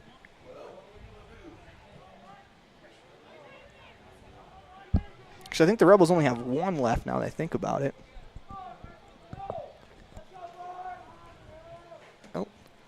2:02 left to go in the half. 1st and 10 Rebels on their own 23-yard line. They get the ball to start the half. Carter Hoffman comes out under center. 2 receivers to the left. Noah Perry is the back in the backfield. They send Perry in motion. Hoffman gets the snap, looks that way, is going to throw. Has a man as it's Perry falls down. He's unable to make the play as that was wide open on the wheel route. You could have picked anybody on that one. I thought Dash was open on that one as well as Perry. I got to say, if you hit Dash, that's probably 6. If you're the Rebels, looking back on that play, don't be afraid to go back to that, except look for the man in the slot. Yeah, he was open over the middle. I think you'll see that play again in the Cam Jarman is explaining to Coach Holmes of the day version on the sideline exactly what we were talking about, Aaron. Rebels come out with trips to the left. Hoffman in the shotgun, empty backfield, 1:56 left to go before the half. Hoffman gets the snap, drops back to pass, is going to throw, moves up, has some space. He's taken down before he can get rid of the ball. We'll see if the Buckaroos decide to use a timeout. Clock continues to wind as they don't. Thomas Fuller is the one who grabbed Carter's ankles and pulled him down. Rebels are going to use a timeout here to try to draw something up. As with 1:39 left to go, Rebels looking to move the ball a little bit down the field. As they had a man open, just unfortunately they couldn't connect. They've had some opportunities here, but once again, it's only week 2 of the season, and these things happen. If Noah Perry doesn't slip there, who knows? He makes the catch probably. Who knows if he's able to go further? But that's all hyperbole at this point. It's going to be 3rd and 11 for the Rebels when we come back after this timeout. Got to imagine the Buckaroos get a stop. They're probably going to use a timeout of their own. I would agree. But you're seeing that we talked about earlier, Aaron, and that is both these teams have powerful offenses, put a lot of points up in the first half last week, but it's the defense that seems to be shining a little bit right now. Yeah, both these teams have really good defenses too. And sometimes when you're playing a lesser opponent, the defense doesn't get the credit it deserves, as both these defenses have come out and played well. As it's 7-6 Rebels on the Station on Main scoreboard. 1:39 left to go in the second quarter. Rebels break the timeout huddle. As whistle blows, we are ready to go. Hoffman in the shotgun. Got a receiver to the left. As they send 2 men in motion, they get the snap. That's an illegal shift. You can't do that. Flag on the play. Rebels have been pretty good. That's the majority of the penalties we've had today is that illegal procedure. If you have 2 men shift, one of them has to come set before you snap the ball. As called a legal procedure, legal shift, whatever you want to call it, it's going to back the Rebels up 5. 3rd and 16 from their own 21. And let's see what they draw up. They got to get the ball to their own 34-yard line for a first down. 1:39 left to go before half. 7-6 on the Station on Main scoreboard. Hoffman comes out in the shotgun. Send a man in motion, gets the snaps, looking to throw. Has a room, throws, fires, has Hoffman, makes the catch at the 30-yard line as they're going to pick up some of those yards back. That's a great job by Riker Hoffman to hold on as he got popped in the back as he made the play. They'll bring up 4th down and about 4. Minute 20 and the clock is running, and Riker's going to come off shaking his head after getting his bell rung, so to speak. Buckaroos don't use a timeout here. I would expect, well, do the Rebels play conservative and boot this one away? Or do they roll the dice on 4th down and 4? We'll see. They're huddled up as Jaden Desch is back deep to punt. He's got to imagine the Rebels are going to use as much clock as possible. We're only got 7 on the field. As they send the 8-man out. That would be Jack Bell. 40 seconds left to go in the half. Still awaiting the snap. 4th and 4. As Desch gets the snap, he boots it away high in the air, all the way to the Buckaroo 30-yard line. As it's fielded by Carter Rogers, makes a man miss at the 40, gets out to the 45-yard line before he's taken down there by Talon Pace. And Drake Weston. 24.8 to go. The Buckaroos didn't use a timeout before the 4th down play. See how they decide to run the offense. As 24 seconds is plenty of time. If they have faith in the leg of J.D. McDonald, they can get themselves into field goal range, try to take a 9-7 lead heading into the half. I'd watch out for a little bit of trickery with 24 seconds to go. As Buckaroos waiting on their 8th man to join the huddle. As he won't even get there. As an offensive lineman, if you don't know the play, it's going to be real tough. Apparently he doesn't need to know because it looks like it's going to the other side as McDonald rolls left, fakes the throw, drops back, fires across the field, has a man. Instead, it's Jaden Desch with the interception at the 30-yard line. Cuts back across the field, looking to make some room as he'll be wrapped up and hauled down. Jaden Desch, 10-plus interceptions last year, gets his first of the season. You know, we made fun of him last week because he should have had one in that he wasn't the leader in interceptions. I think he took it to heart, and he picked off J.D. McDonald right there. They try to throw back, but they find Jaden Desch. 3rd time that he's intercepted a pass from J.D. from last year and this year. It's actually more than 3 because if you remember back to the semifinals game, he had 2 that's as true. well. That's true. I think that's his 5th pick of J.D. McDonald. They should know each other quite well by now. Now what do you do with 11 seconds? Do you put one up for grabs? Jaden Desch is hot right now. See if you can get one down the sideline. See if you can break a tackle, get out of bounds, or break a tackle, take it to the house. Just got to be careful. You don't get intercepted here. You don't want to try to give the momentum back. Rebels gave up a pick 6 in the matchup against Monticello last year. As they send 2 receivers to the left. Or excuse me, 2 to the right, 1 to the left. Hoffman in the shotgun, gets the snap, drops back to throw. Looking, steps up, makes a man miss. Has nowhere to go, and he's just going to swallow this one as the Rebels will take a 7-6 lead into halftime as it's been a defensive showdown as we get a whistle blown with 0.3 seconds left. Yeah, I'm not sure what for. Timeout by the Rebels. We have a timeout left? Rich had a timeout left, as they call it. 0.3 seconds to go. Before we start our halftime introduction, we got one more play. And, you know, you can't take them with you. You don't get 4 in the second half. Rebels use it. See if maybe they can draw up a trick play or, you know. 0.3 seconds left. Playbook's real limited. You have to go 70 yards on this play or else it'll be all for naught.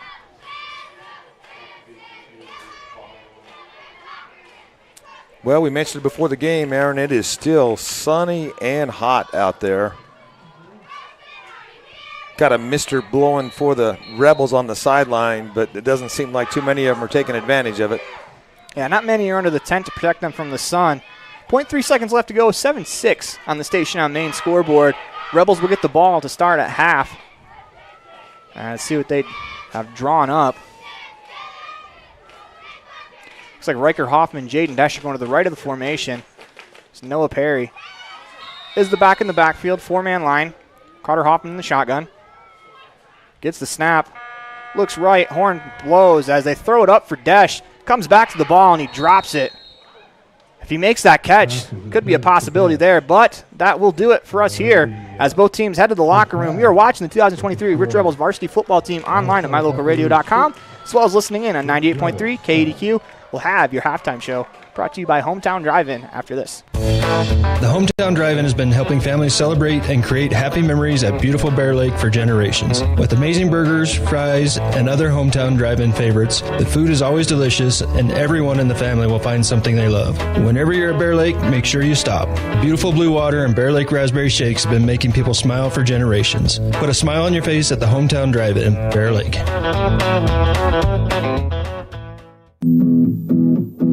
Rich School District has a legendary history of student success in the classroom and in other areas.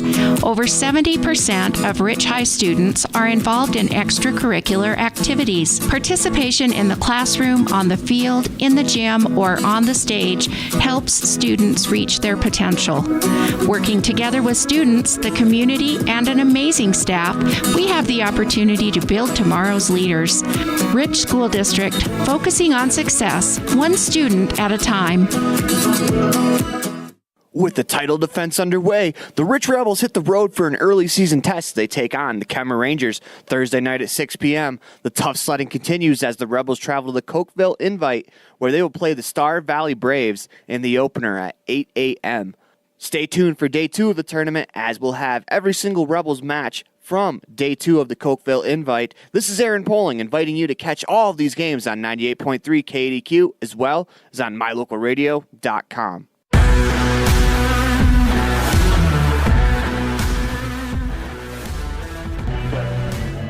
Welcome into the Hometown Drive-In halftime show as the Rich Rebels are ahead 7-6 on the Station on Main scoreboard.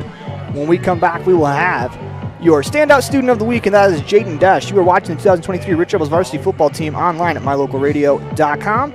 More from the Les Schwab Plain Stars broadcast booth after this. Great signage is an important component to any successful business. It lets your customers know they have arrived at your doors, and it's a constant advertisement of who you are. When you install LED signage, you're taking it one step further. The ability to create color messages that move is an attention grabber. Plus, you can change the message whenever you would like. Make your business stand out with an LED sign from Rocky Mountain Sign, providing service, installation, and maintenance on all signage. Rocky Mountain Sign, licensed in Wyoming and Utah. Call today for a quote, 307-789-5202. Whether it's for your home, your ranch, your equipment, or your business, when you need propane, count on the best. T7 Propane in Woodruff. The safe and professional team at T7 Propane offers quality product and the most responsive propane service in the area, so you can enjoy the affordability, reliability, and efficiency of propane. For heating, cooking, grilling, motor fuel, and more, count on the team at T7 for your personal or business propane needs. 435-793-4208.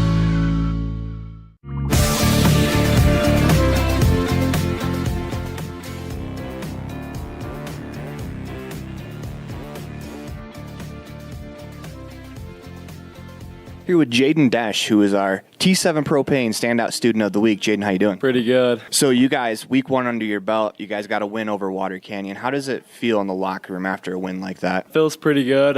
Here with Jaden Desch, who is our T7 Propane Standout Student of the Week. Jaden, how you doing? Pretty good. So you guys, week 1 under your belt, you guys got a win over Water Canyon. How does it feel in the locker room after a win like that? Feels pretty good after what Deseret News thought the prediction of the score was, which got us really mad, and so we just went out and played with our at our best ability and turned out really good. So you hauled in 3 receiving touchdowns in the contest. Just talk about what the game plan was for you going in and just kind of what you saw in all 3 of those touchdowns.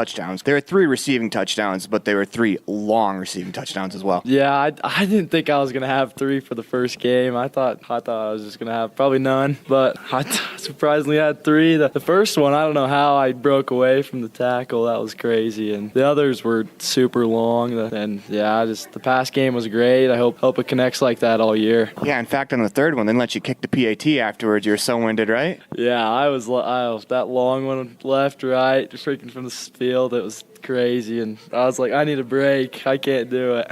All right, so it's the first day of your senior year, man. So what's going through your mind as you walk into school today? It's the first day, and, you are officially the oldest on campus. It's crazy. Like, I remember being really in middle school, and now I'm a senior, and it's so weird. And, yeah, walking in those doors first first day, it's crazy.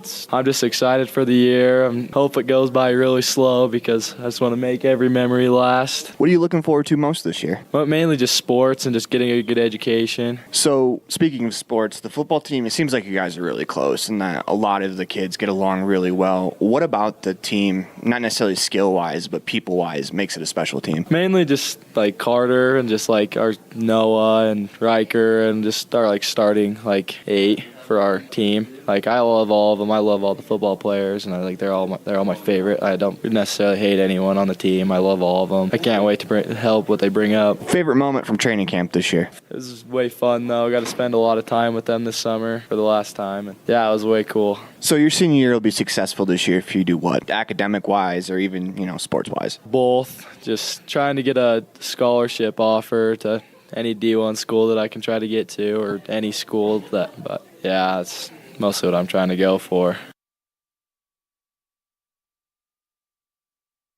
We thank Jaden Dash for being a part of the T7 Propane Standout Student of the Week interview. As when we come back, we'll have your first half highlights for you, brought to you by the town of Woodruff. If you are watching the 2023 Rich Rebels varsity football team online at mylocalradio.com, as well as listening in at 98.3 KDQ. If you've never heard a mechanic say they truly care, then you've been at the wrong place. Stacy's Repair in Woodruff is a family-owned and operated business open since 1992. Offering all types of maintenance and repair services, you can be sure your vehicle is operating at its best. Whether your vehicle is older or the newest model, gas or diesel, we fix and maintain them all. Also offering chip repair, windshield replacement, and tires. When your vehicle needs a mechanic, bring it to the ones who truly care. Stacy's Repair in Woodruff. This presentation on mylocalradio.com is also brought to you in part by Hoover Chiropractic. With over 3 decades of experience, Dr. Todd Hoover can help you with all the chiropractic work you need, plus x-rays, blood work, a weight loss program, and can help you get rid of allergies and migraines. Dr. Todd Hoover with Hoover Chiropractic in Evanston.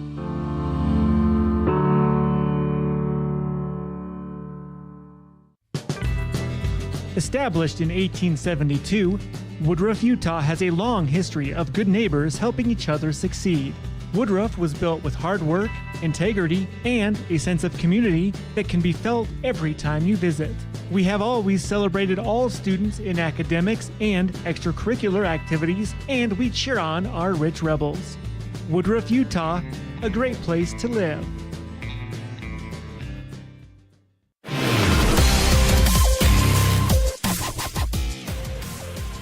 Welcome back to the Les Schwab Plains Tires broadcast booth, as it is time for your Town of Woodruff first half highlights. And for that, we're going to go to Rob Leifson. Rob, what do you got for us? Well, a little surprising from what we expected with these two teams that put up a lot of points last week. This has been a defensive struggle. The Rebels opened the scoring right at the end of the first quarter.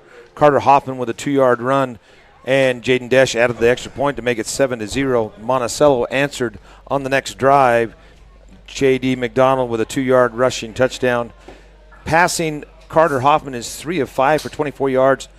J.D. McDonald's 1 of 5 for 3 and an interception by Jaden Desch. In the rushing stats, Noah Perry, 3 carries for 7 yards. Carter Hoffman, 7 carries for 37 and the 2-yard touchdown run.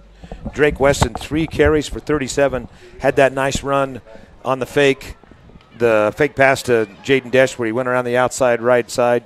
Picked up a big run. Hudson Perry, unfortunately, 1 carry for a -5.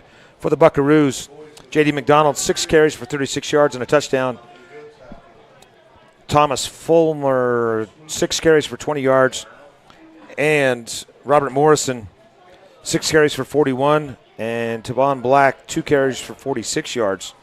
Overall, Rich has 14 carries for 76 and 24 yards passing, makes a total of 100 yards of total offense in the first half, Aaron. And the Buckaroos, 20 carries for 143 and 3 yards passing, makes a total of 146.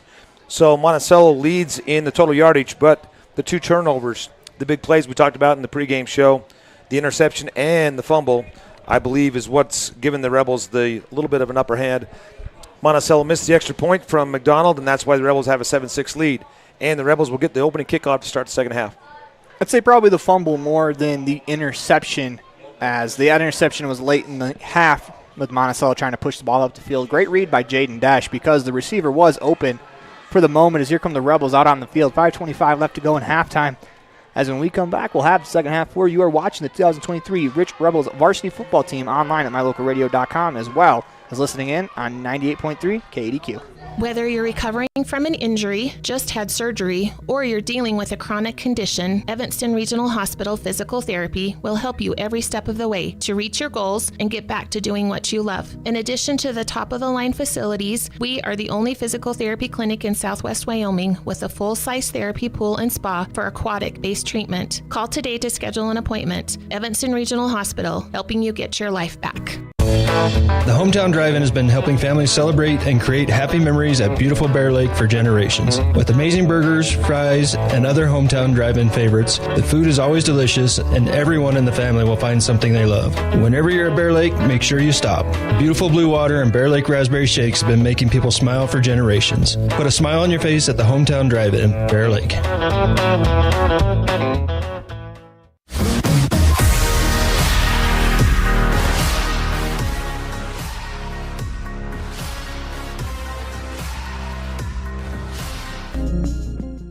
Dealing with computer problems can be frustrating and make you wish for your own personal IT guy. Now, everyone can afford an IT guy. Independent Software Solutions has served customers in Wyoming and Utah for over 20 years. We develop software, handle system and network administration, repair personal and business computers, and sell accessories. Independent Software Solutions is your one-stop computer business solution. Call today, 307-789-1978. Let Independent Software Solutions be your IT guy.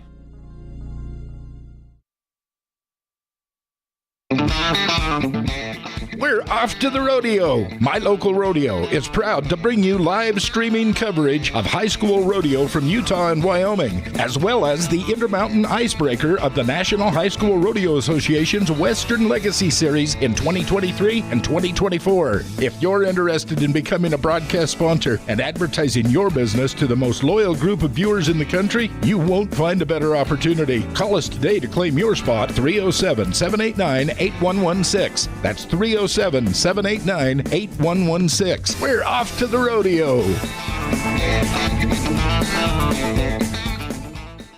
With the title defense underway, the Rich Rebels hit the road for an early season test. They take on the Kemmer Rangers Thursday night at 6 p.m. The tough sledding continues as the Rebels travel to the Cokeville Invite, where they will play the Star Valley Braves in the opener at 8 a.m. Stay tuned for day 2 of the tournament, as we'll have every single Rebels match from day 2 of the Cokeville Invite. This is Aaron Poling inviting you to catch all of these games on 98.3 KDQ, as well as on mylocalradio.com. This presentation on mylocalradio.com is also brought to you in part by Hoover Chiropractic. With over 3 decades of experience, Dr. Todd Hoover can help you with all the chiropractic work you need, plus x-rays, blood work, a weight loss program, and can help you get rid of allergies and migraines. Dr. Todd Hoover with Hoover Chiropractic in Evanston.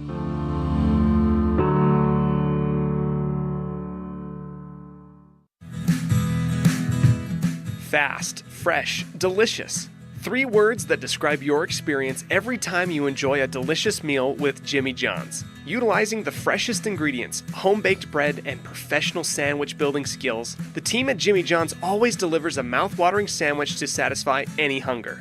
Jimmy John's. Freaky fast, freaky fresh. Visit any of our locations today in Evanston, Rock Springs, Sheridan, and Gillette. Welcome back to the Les Schwab Plains Tires broadcast booth as we go to our live cam. As it's 7-6, Rebels on top. As we fix the station on main scoreboard to make those numbers appear here in a second. As we apologize for the mistake, as we got about a minute left before halftime. Rob, first impressions of that first half. Well, we talked about the keys of the game to begin with, accountability, and I think they've done pretty good on that. The Rebels have not given up the big plays, but they have the fumble, I agree with you, was a big play. The fourth down conversions have not come into play as much as we anticipated. Conditioning, you're seeing some fatigue on both sides of the ball, and I think the depth for the Rebels could pay off here in the second half. And the special teams, again, it's the extra point missed by the Buckaroos that have got the Rebels the 1-point lead. Haven't seen the chain from the Rebels sideline wrapped around anybody's neck today yet, Aaron. So looking forward to that. We found out after the game last week that is for any kind of big play by a Rebel football player, and they'll wrap it around and give him a nice cheer. It appears that we need to give a shout out to our chain gang, Jaden Larson, Buckwheat, Justin Adams, and I believe the third one may be Steve Pugmire. If I'm incorrect, we apologize. Well, Rob, about the chain, it's real hard to put the chain on Jaden Desch after he makes an interception when he goes to play receiver. You can't exactly wear that out on the field. Yep. Nor would you want a receiver to wear that, as that thing's got to be heavy. Kind of taking after the U. Miami U had the turnover chain for the longest time, and it's one of the great traditions I think that's starting in football is, the defense getting some recognition, getting some love. As, offense gets to score touchdowns. What does the defense really get to do if they don't take it back to the house? They make some big plays for your football team, and now they're celebrating on the sideline. I love to see that. In the NFL, there's no scoreboard for the players to go celebrate in front of. That's what defenses have started to do is they get an interception, they run down to the big scoreboard.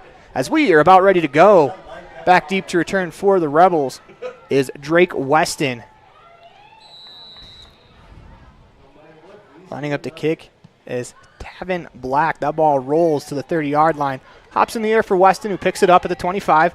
Cuts back before he's swarmed by 3 tacklers, led by number 32, Landon Shumway. Not what you want to see as a return man, to look up and only see the opposing jersey. To see a white coming at you. 1st and 10 Rebels, 11:54 left to go in the third quarter. Rebels up 7-6 on the Station on Main scoreboard. Interested to see what kind of adjustments the Rebels come out with on the second half. We saw the curveball thrown at us of the 5 down linemen. We'll see. It looks like we're getting 3 right here. Looks like they're going to spread it out. 2 receivers left, 1 to the right. Hoffman in the shotgun, Noah Perry. The back to his right. As Hoffman gets the snap, he's going to hand to Perry up the middle. Rumbles forward for about a gain of 1 would be generous on the play as he gets back to the line of scrimmage. Bring up 2nd and 10. Zach Thane is the one who finished that one off. Perry was held up, and he came through and helped out his teammates to finish that one off. I'm actually going to give him a gain of 1. Rebels will huddle up. Clock winds under 11:30 left to go. Rebels on top by 1, 7-6. They come out under center. 2 receivers to the right, 1 to the left. Perry's the back in the backfield. Gets the snap. He's going to keep it on the end around. Has a block. If he can get by 1 man, can't get by that man. He continues to fight forward as he gets to about the 34-yard line. As he stood up there by Mason Atwood, the senior. Brings up 3rd down and about 5 for the Rebel offense. But I like that. Get the ball to the outside. As we talked about them loading the box, force them to go sideline to sideline. Try to wear that defense out. Haven't really seen the option run today the way we did last week. 3rd down and 4. Ball on the Rebel 33-yard line. They have to get to their own 37 for a 1st down. Hoffman under center. Noah Perry's the back. 2 receivers to the right, 1 to the left. As Hoffman gets the snap, pitches it to Riker Hoffman as he is wrapped up right away as that was snuffed out there by Zach Thane. They'll bring up 4th down and about 3. See what the Rebels decide to do here. No hesitation as Carter Hoffman's going right back to the huddle. Looks like the Rebels are going for it on their own side of the field. If you're the offense, you love this. As Coach Tyson Larson showing some faith in his offense as they need about 2 to get the 1st down. Hoffman's going to go right up the gut. They're going to push him forward, keeps driving all the way to the 40-yard line as the Rebels pick up the first down. Great job there by Carter Hoffman to continue the drive. 4th down conversion, that's a big play. We talked about it in the pregame show. Rebels new life, ball on their own 40. Clock winds under, 9:45 left to go in the half.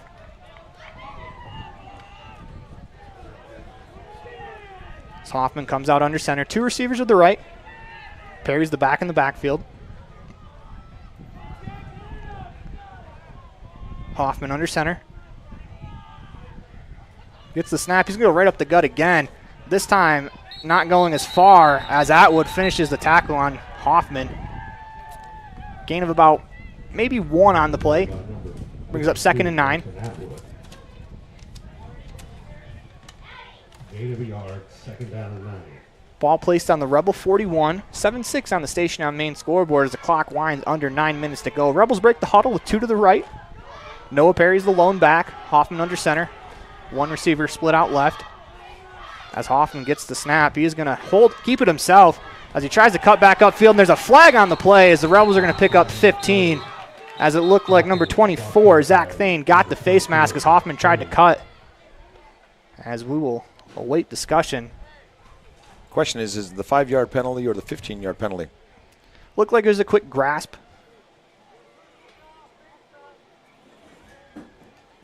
$15-yard variety, Aaron. As the Rebels will pick up a first down, that's going to move them up the field. Ball's on their own 41 right now. As they walk it up 15. It's going to move the ball out across the Buckaroo 45 to their 44. Actually, to give the Rebels a couple extra yards. As they move it all the way to the 43, they get 1 extra. First down at the 43. 1st and 10 for the Rebels. Clock continues to wind, 8:40 left to go. 1st and 10. Hoffman gets the snap. As he's going to hand to Perry, has some room, breaks a tackle, dragging a man with him to the 30-yard line, finishes the run. Noah Perry, good enough for a first down as the Rebels continue to march. And that's the Hoffman using his legs right there. That made that end defender have to wait a split second, giving Noah Perry a huge gap. Great read by Carter Hoffman. Sometimes it's not the throws for a quarterback, it's the reads on the run play. There you go. That was the option at its best right there. It's a little different form than what we saw. When you think of the option, you think of the pitch. Instead, this is a quarterback-fullback option where Hoffman has the ability to pull it out the last second. As they go play action, throw to Desch is tipped, but Desch is able to make the catch out across the 20 before he's hauled down. Good enough for a Rebel first down as Desch with some good concentration there. That ball tipped by a linebacker ends up in his chest. J.D. McDonald, number 7 for the Buckaroos, making the tackle. When you've got to play both sides of the ball, we'll see what the conditioning does in this heat and this length of a game. Clock continues to wind down. Under 8 minutes left to play. Rebels marching. Ball on the Buckaroo 18-yard line. Get a first down on their way to the end zone. As Hoffman gets the snap. As he gives to Perry, who stumbles up the middle. As he was taken down right away.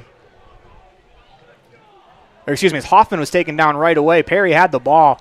As they're going to give him a gain of about 6 on the play. Maybe 5. 2nd down and 5. 2nd and 4. As originally correct. 6 on the play for Perry. As the Rebels made some adjustments at halftime, and this drive looks good, but they got to finish. 2nd down and 4. Ball on the 11-yard line. Got to cash in when you're in the red zone, Aaron. Hoffman under center. Perry the deep back. 2 receivers to the left, 1 to the right. Fake it. They're going to throw to the right. Has Smith in the end zone. Makes the catch. Did he keep his feet in bounds? The referee says no. No. As that was a good back shoulder throw there to Daniel Smith. He goes, just can't get his foot down in bounds. I think he had 1 down, but high school you got to get 2, correct? 1. No, just 1? Yeah, just 1. He might have bobbled it out of bounds. It's tough to see. We don't really have the angle on the play. As the referee was right there to make the call. 6:57 left to go in the 3rd quarter. Rebels marching on the field. 3rd down and 4 from the Buckaroo 11. See what the Rebels draw up here. Definitely in 4-down territory.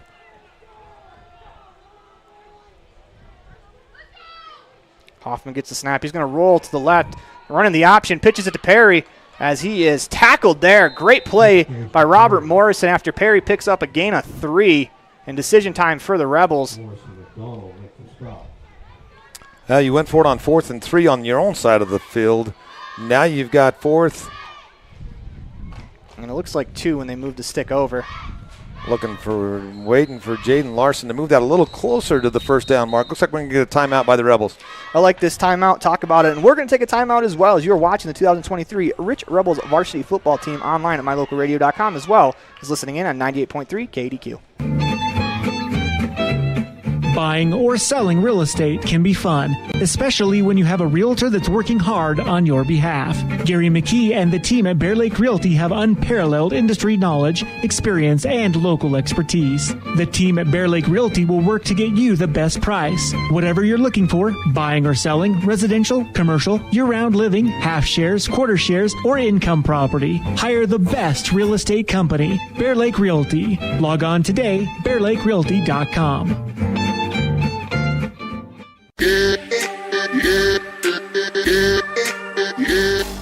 Welcome back to the Les Schwab Plains Tires broadcast booth as it is time for your Bear Lake Fan Cam. When you need a realtor, whether you're buying or selling in Bear Lake, hire the best, Gary McKee at Bear Lake Realty. Log on today at bearlakerealty.com as the Rebels are going to break the huddle in the timeout. 4th down in about 2 from the Buckaroo 10-yard line. See what they decide to do here. Desh is lining up as a slot receiver, so it looks like we are going to get a play here on 4th down. And it's 4th and a long 2. They move Desh to the left side of the field. It's Hoffman comes out under center. Gets the snap, and they give it. They pitch it, and that's going nowhere. As they try the pitch to Perry, and he loses yardage. Turnover on downs. Mason Atwood, surprise, surprise, with a perfect read. As the Rebels, they burn nearly 6 minutes off the clock on that drive, but they can't cash in. 1st and 10, Buckaroos. That could be a momentum swing after the turnover on downs. Rebels defense needs to stop here. Try to get momentum back on their side. As that was a really good offensive-looking drive. Fortunately, they can't cash in.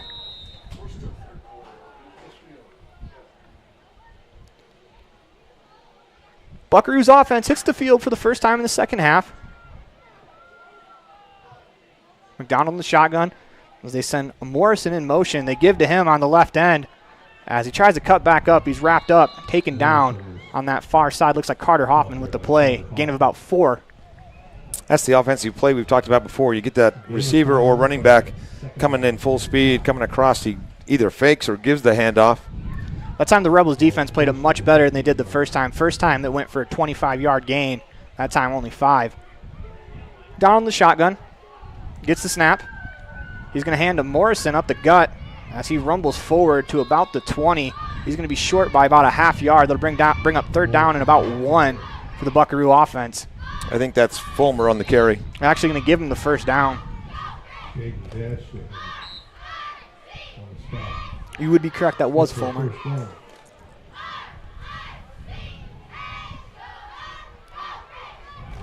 Morrison the back to McDonald's left. Number 10, Jackson Keys, into the game as the running back on the right gets the snap. They're going to hand to, actually, that's Black around the right side to about the 25 before Hoffman takes him down after a gain of about 2.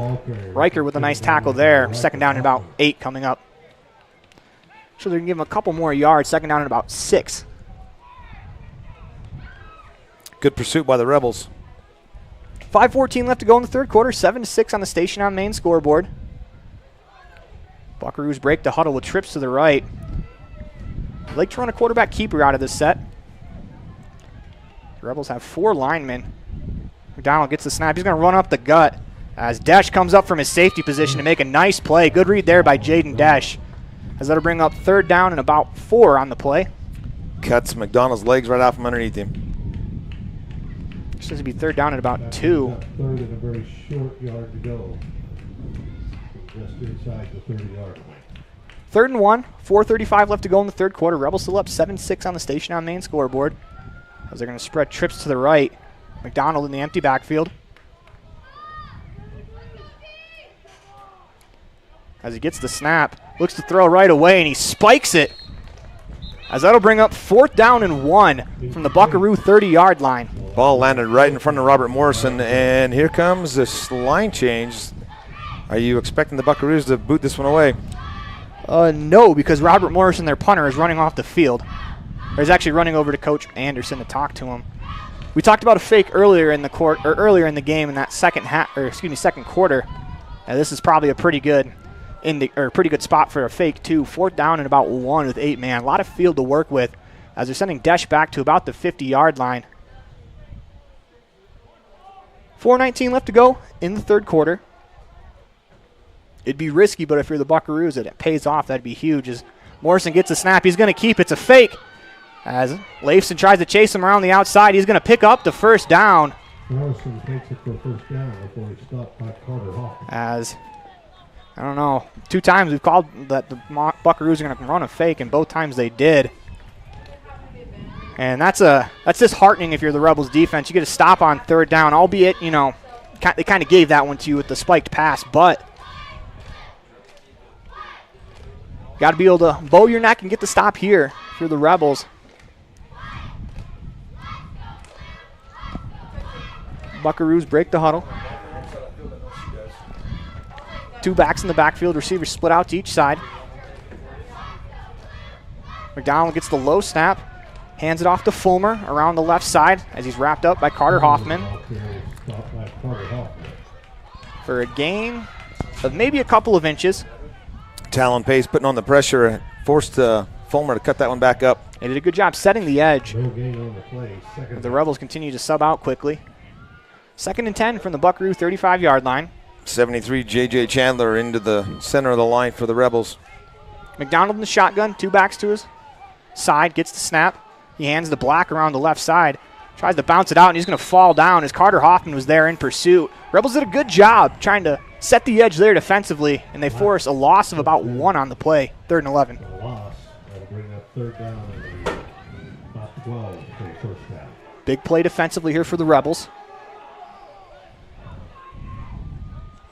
3:15 left to go in the third quarter. If you can get a stop here, it'll be big in the game. Give your offense a chance to make it a 2-score game heading into the 4th. So McDonald has 2 receivers to his left, 1 to the right. They send the man Morrison in motion. So they're going to fake to him. They're going to throw. They lob it on the screen pass. Incomplete as Fulmer could not pick that up. Noah Perry was there in pursuit. That brings up 4th down and 12 with 2:51 left to go in the third quarter. Defense gets a stop there. Can't quite count it to stop as last time the Buckaroos lined up to punt. They ran a fake. It was 4th and 2, though. Hard to see Noah Perry's face with a helmet on, but I could see he was smiling, licking his chops on that one. Morrison back to punt. Gets the snap as he's going to punt this one away. A low line drive bounces at the Rebel 40 into the hands of Jaden Desch. Catches it on the move out across the 50 to the 40 before he runs out of bounds at about the Buckaroo 45-yard line. Jaden Desch makes another play with his legs. Gets the Rebels in great scoring position right there as Desch has made a difference in this ballgame, which you want to see out of your senior. We said at the beginning special teams play would be key. That was a gutsy move to take that one on the run. It took a nice hop, though. A lot of times that first hop on a punt, especially a low-line drive like that, it's going to pop right into your chest. You know, they teach in baseball to stay down on it. A lot of times with football, because it's an oblong ball, it's not exactly the shape that a ball usually is when it bounces. It's going to take some weird hops, and that one right into the chest of Desch. 1st and 10 Rebels from the Monticello 31-yard line. They give to Hoffman on a reverse, and that's swallowed up at about the Buckaroo 40. Loss of about 4 on the play. Tackled by Thomas Fulmer, and he has been a busy guy, but he's shaken up a little bit on the play. Yeah, you can see that Fulmer's been on the field for most of the plays, offensively and defensively. Some of these Buckaroo players, I mean, it's hot outside. It's a tough, tough, tough game right now for them. Rebels looking to capitalize. Hoffman in the shotgun. Back to that 5-man line. As they're going to send Smith out wide. Hoffman gets the high snap, keeps it, and he's not going to go anywhere as he's tackled from behind by Fulmer and Morrison. Gain of about 2 on the play, bringing up 3rd down and 12. And after that big return, Rebels face a huge 3rd down here. I'm not sure if that was by design or whether that was Carter just trying to make something do with that high snap. Clock continues to wind. 1:30 left to go in the third quarter. Ball is on the Buckaroo 39-yard line. As the clock's down to 1:18. Rebels break the huddle. They're going to send 2 receivers to the right, 1 to the left. Hoffman under center. Noah Perry's the deep back.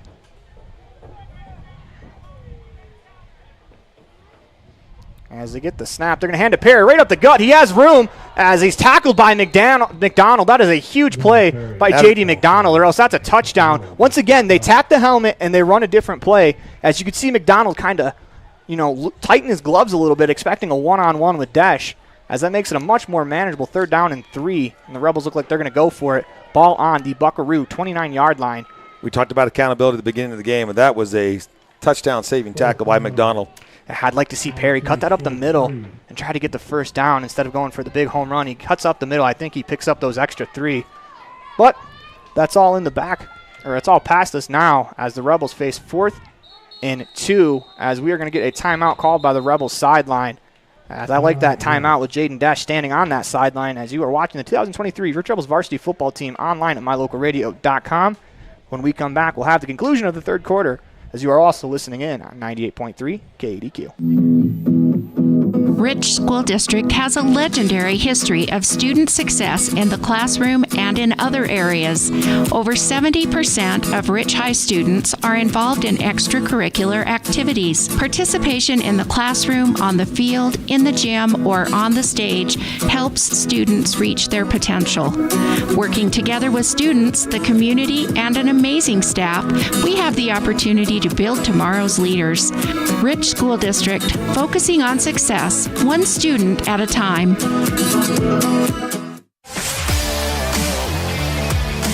Welcome back to the Les Schwab Plains Tires broadcast booth in the middle of the 2023 Rich Rebels varsity football team online at mylocalradio.com. 20.6 left to go in the third quarter. Rebels out on the field. 4th down and 2 as empty backfield for Hoffman.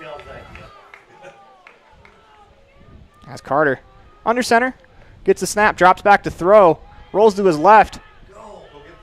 As he's going to be sacked on the play as he loses about 6 yards. Turnover on downs, 11.6 to go. Mason Atwood, the senior, who we have mentioned so many times before with the sack.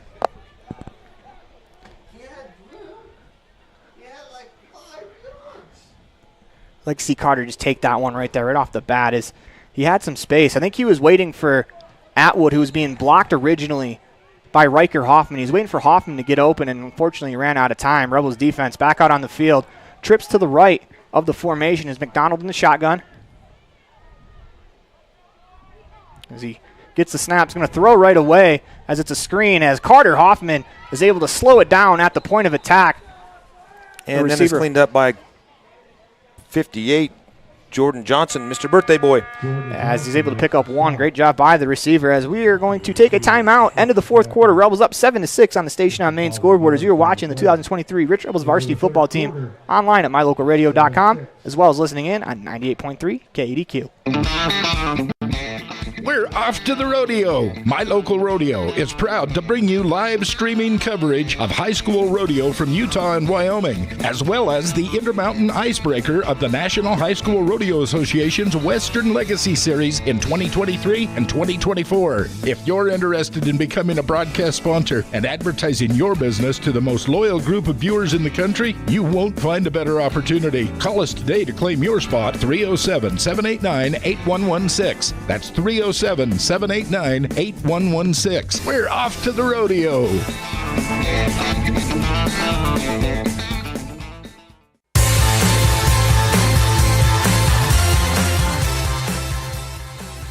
Welcome back to the Les Schwab Plains Tires broadcast booth as we are entering the fourth quarter. Rebels on top 7-6 on the station on main scoreboard. And Rob, in the interview with Coach Tyson Larson, he said his team wanted to finish games this year, and they have an opportunity to do so right here.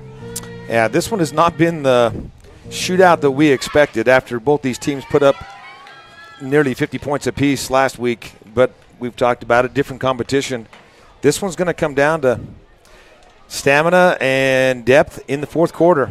And I think it takes a little bit longer for your offense to get going, as both these teams looking to try to get some fourth quarter points on the board. 7-6, 12 minutes to go in the fourth quarter. Top two teams in 8-man football going at it right now, and we are underway in the fourth.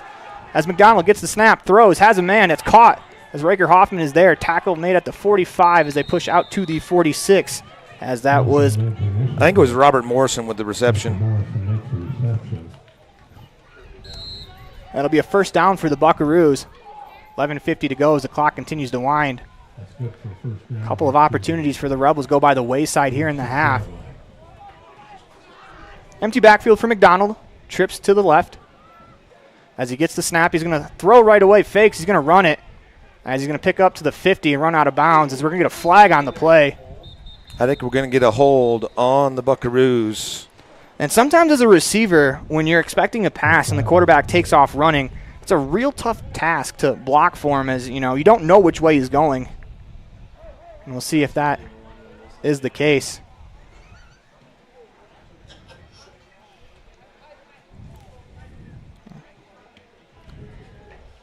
Illegal hands to the face. It's going to back the Buckaroos up. Looks like we're going to go right back to the original line of scrimmage and replay first down. As that was about a 5-yard gain. And they're actually going to move it back. 10 yards, excuse me. As the ball will be placed at the Rebel 40-yard line. That'll bring up 1st and 15 for the Buckaroos offense. Opportunity here for the Rebels defense. McDonald in an empty backfield. He's got receivers to both sides of the field. 2 on each side. Gets the snap. As he looks to throw, he's going to run, and he is swallowed up there. Carson Muirbrook with the first sack of the game for the Rich defense. Actually, make that Jack Bell, excuse me. Jack Bell, yep. And once again, another senior making a big play. As we're going to get a quick substitution by the Rebels. Yeah, got your line change.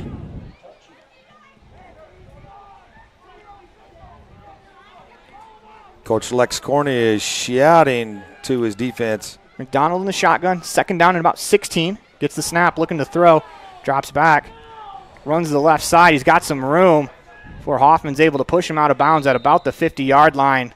As Hoffman was on his feet, no flag on the late hit. It looked like Hoffman was trying to get off of him as McDonald goes down. It's a good run by McDonald to bring more 3rd and manageable for this Buckaroo offense. Got to imagine on the Rebel side of the field, it's 4-down territory. We'll bring up 3rd down and about 5.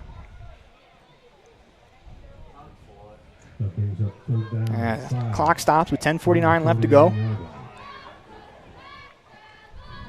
4th quarter, Rebels up 7-6 on the station on main scoreboard. McDonald in the shotgun. He's got 2 receivers, 1 on each side, 2 backs, 1 on each side.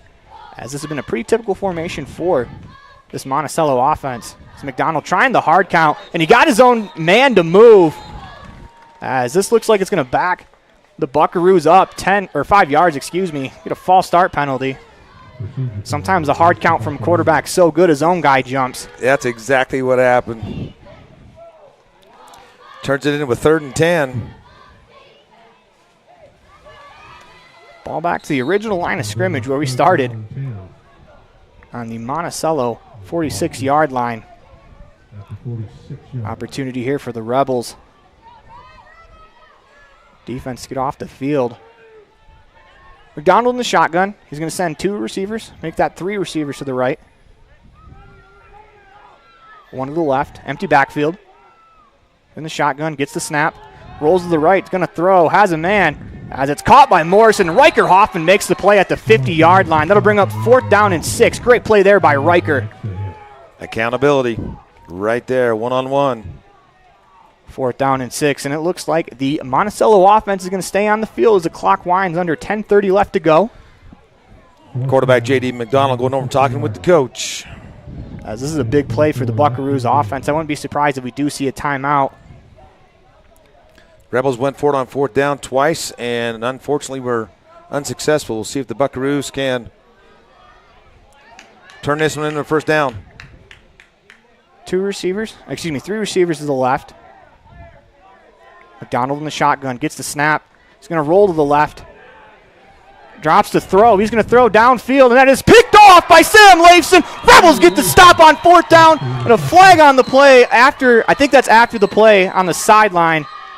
As Leifson comes away with the interception, we await the flag. It came late.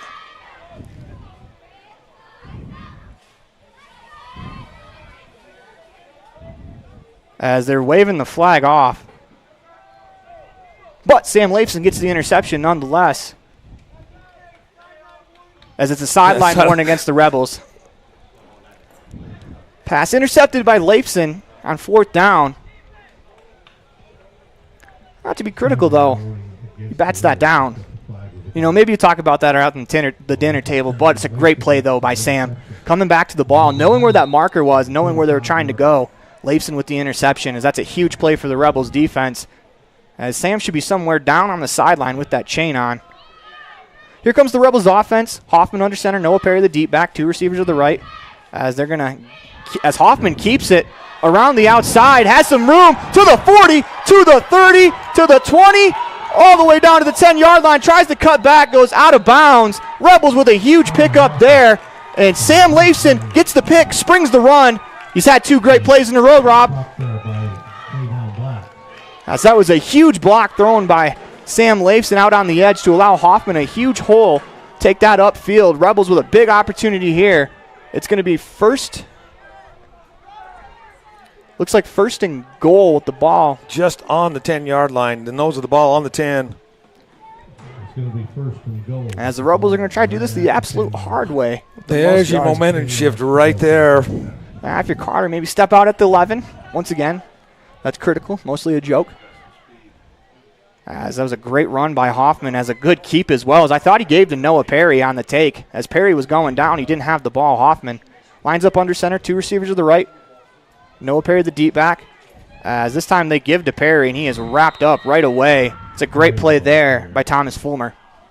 And that adds some credit to Mason Atwood that we haven't mentioned more than at least a dozen times a day yet. Yeah, I think Atwood. He's made almost, it seems like, every big play for this Monticello defense in the last 2 years against the Rebels. 7-6 on the Station on Main scoreboard. Clock continues to wind. 9:15 left to go in the 4th quarter. Rebels have the ball on the Buckaroo 10-yard line. There's the chain on the sideline, Aaron. Sam gets off the field and finally, after the pick, gets the celebration with his teammates. But he also threw a big block, too. As Hoffman gets the snap, and he's going to keep it this time, and he is wrapped up, taken down at the 15-yard line. Thomas Fulmer. Clock continues to wind. It'll be 3rd down and goal from about the 16. Would this be a good opportunity to use Desh's abilities and give him a ball in the corner of the end zone? I would agree, but you also got to think the Buckaroos are thinking the same thing. As you know, you take your best athlete one-on-one against their best athlete, and sometimes that's just the way football works out. 2 receivers to the right. Desh split out to the left by himself. Hoffman gets the snap, drop backs to throw. He's going to throw it towards Desh, and that's going to be incomplete as Desh looking for a flag. I think the feet got tangled as I don't think they're going to get that one. That'll bring up 4th down and 16 as we'll see what the Rebels decide to do here. Or 4th down and goal from the 16-yard line make that. As Dash has got to get his head back into the game. As looks like the Rebels are going to go for it. Well, we said 4th down conversion fell into that category of big plays. Aaron, here you go, 4th and 16. 8:15 to go. Rebels up 7-6 on the Station on Main scoreboard. 4th and goal from the 16-yard line. Hoffman under center. Hoffman in the shotgun. Empty backfield. Gets the snap as he's going to run it up the gut. Has some room. Has some space. Hoffman to the goal line. Touchdown, Rebels! They will spread it out. QB draw. Carter Hoffman with his 2nd touchdown run of the game puts the Rebels up 13-6 on the Station on Main scoreboard. As we talked about spreading out the offense and then a QB draw up the middle, Rob, right there. Rebels run it to perfection. And this could be your ball game if they can turn in this 2-point conversion as Coach Larson gives the 2 fingers. Rebels up 7 right now, looking to go up 9.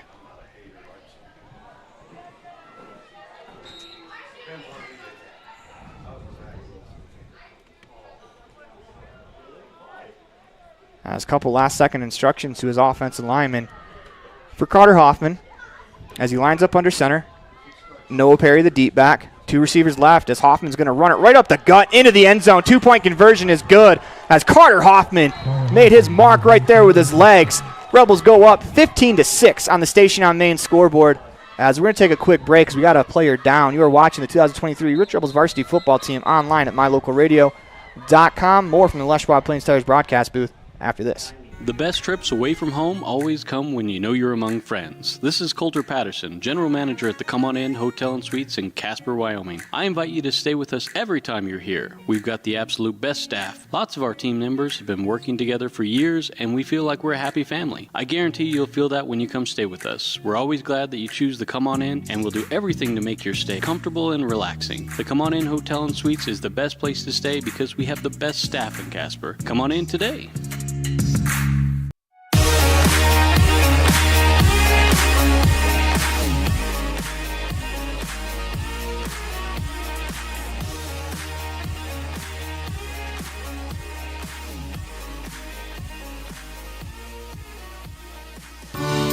This presentation on mylocalradio.com is also brought to you in part by Hoover Chiropractic.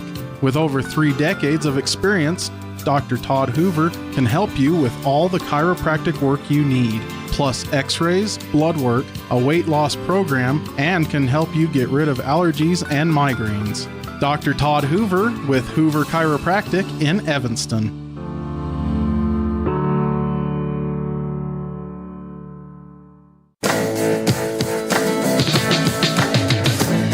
Welcome back to the Les Schwab Plains Tires broadcast booth as the injured player Talon Pace is escorted off the sideline. We hope he is all right as he was at the bottom of that scrum. Sometimes, Rob, on a quarterback sneak, offensive lineman is probably the worst spot to be as you're going to get land on. Hopefully Tiny is all right as the Rebels go up 15-6 with 8:08 left to go in the ball game. As the Rebels special teams unit will take the field as Jaden Dash will send the kickoff away. Cam Jarman taking a good look at Talon, and so are his parents, Colin and Shay, and it looks like he's holding his right side a little bit. Could have got the wind knocked out of him. And hopefully that's what it is. As Talon was the lead blocker on that QB sneak for the 2-point conversion. As Dash tees the ball up. As hand in the air, he approaches. Ball in the air as Fulmer fields at the 3-yard line. He's going to return this one as he is popped there by Jaden Dash. As he got his nose right in there as the kicker and made a play. Helps Fulmer up as well. They'll bring up 1st down and 10 from the Monticello 28-yard line. 7:53 left to go in the ball game. Nothing like giving the kick and finish it off with a tackle. You know, it looks like an Australian rules kicker. When they come over to the NFL, the way the Australian rules football is the kicker makes a tackle too. It's funny to see some of those punters when they transition have to wait back and play a little more cerebral. As we've got 2 receivers left as the player coming off was Fulmer, who took that last hit. McDonald to throw, and that's going to be incomplete as it was in between number 2, Robert Morrison, as well as number 13, Carter Rogers. 2nd down and 10. We talked about big stops for the Rebels defense. Right here, they're up 9 with 7:49 left to go in the ball game. You get a stop here, you put yourself way in the driver's seat in a really great spot. They're up 2 scores. 15-6 on the Station on Main scoreboard. McDonald gets a snap, drops back to throw, has a man as he finds Rogers over the middle. He's hauled down by Leifson, but not before Rogers picks up the 1st down out across the 40 to the 41. 1st and 10, Buckaroos.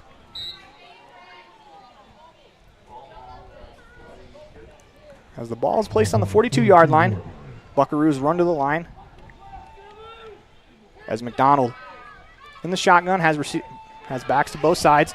As he's going to hand to Fulmer as he goes around the left side, cuts back up the middle, and he is hauled down there by a good tackle by Kason Johnson, number 10, grabbed the ankle and held on. As the clock will wind, 7:14 left to go in the ball game. Ball on the Monticello 46-yard line. Rebels up 15-6. As McDonald in the shotgun, one receiver both sides, one back both sides.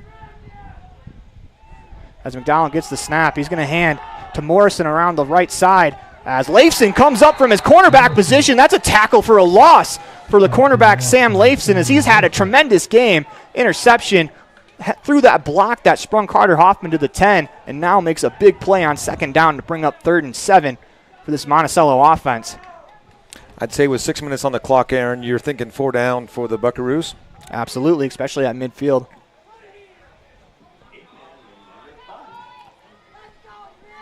As the Buckaroos huddle up for the rare time. They don't huddle real often, but as they do, the clock winds down. 6:20 left to go in the fourth quarter. Rebels up 15-6 on the Station on Main scoreboard. Empty backfield, trips to the left. McDonald in the shotgun. Gets the snap. He's going to roll that way, looking to throw. As he is across the line of scrimmage, will run. He's going to pick up enough for the first down, and more importantly for the Buckaroos, get out of bounds to stop the clock. With 6:04 left to go. Kason Johnson, number 10, and Carter Hoffman running him out of bounds. But that's good coverage downfield as he couldn't find a receiver. Fortunately, sometimes when you play man-to-man defense on a play, there's not a lot of zone in 8-man football because there's only 8 men on the field. But when you play man-to-man defense, it almost works as a de facto block for the quarterback as they send out trips to the left. As McDonald gets the snap, they're going to throw to Morrison right away as he drops it incomplete. Bring up second down and 10 as they want to go quick bubble screen. Unable to do so. Well, the good news is that was well covered by the Rebels. The bad news is it's an incomplete pass and it stops the clock under 6 minutes. 5:58 left to go in the ball game. I think the Rebels will take the incomplete pass, though. Second down and 10 as it puts the Buckaroos a little bit behind schedule as they have trips to the left. McDonald gets the snap. He's going to throw left, and that's incomplete as he tries to find Zach Thane. Threw it low and outside as that ball bounces away from Thane. 3rd down and 10 with 5:53 left to go. For the Buckaroos here, you don't have to get all 10. You want to get positive yardage on this play. Leave yourself 4th and manageable. If you're the Rebels, though, if you can get a big stop here, bring up 4th down for basically the game. That's all you want as a defense. Give yourself one play, one chance, make a stop and win the game. But that's later down the road. Is McDonald in the shotgun. Fulmer the back to his right. 2 receivers to the left, 1 to the right. As they send Morrison in motion, they fake the give to him. They're going to throw on the screen as they find Fulmer, makes a man miss. He's going to dance out to about the 40-yard line. That's going to be short of a first down. They'll bring up 4th down. And about 1 on the play. Noah Perry with a swing and a miss. That was close. Had him in the backfield. It's actually going to be 4th down and 3. Rebels defense lining up a big 4th down here. McDonald in the shotgun. He's got receivers to both sides. As he tries the hard count. Rebels defense doesn't bite. Still have to be ready for it. 5:11 left to go as they go quarterback sneak, and he is not going to get there. Rebels defense makes the play. Actually, it's going to depend on that far side official as he looks a little further forward than I thought the ball got. Jordan Johnson and Talon Pace right smack dab in the middle of that. And that is first down for the Rebels going the other way. Turnover on downs. We said Rebels defense wants one chance to make a play. That interior line makes that play, Rob. Rebels are in the driver's seat with 5:06 left to go. They're up 9, 15-6 on the Station on Main scoreboard. You have to take care of the ball. Yep, can't have a turnover at this point. Even if you run the ball 3 times, don't go anywhere, but you don't stop the clock. You can get that clock to wind down to about 3 minutes. As in a 2-score game, 3 minutes is going to be a real tough task. But you have to take care of the ball.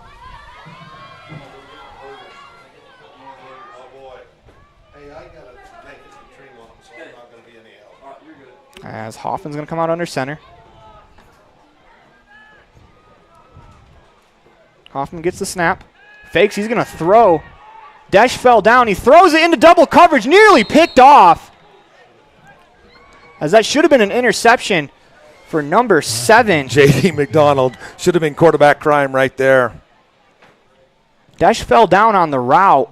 As Hoffman threw it up. That's going to bring up 2nd and 10. 5 minutes left to go. Most importantly, though, that stops the clock.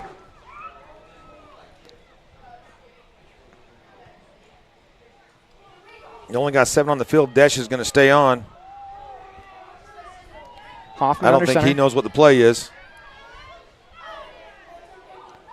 Gets the snap. He's going to hand to Noah Perry. Has some room. First down to the 50, to the 40. Perry cuts back for his haul down by McDonald into Buckaroos territory, out across the 35 to the 33-yard line. That's a big run there from Perry, and that's why Desch didn't need to know what the play was, as it was a read option between the quarterback and the fullback, as Perry all the way up the gut picks up a huge gain. Rebels 1st and 10 as the clock continues to wind down, under 4:45 left to go. Ball's on the 34-yard line. Clock continues to wind. 4:37 left to go. As the clock is the Rebels' friend right now, as they're going to try to milk it for every second. Hoffman under center, looking at that back judge. Yep, waiting for the count.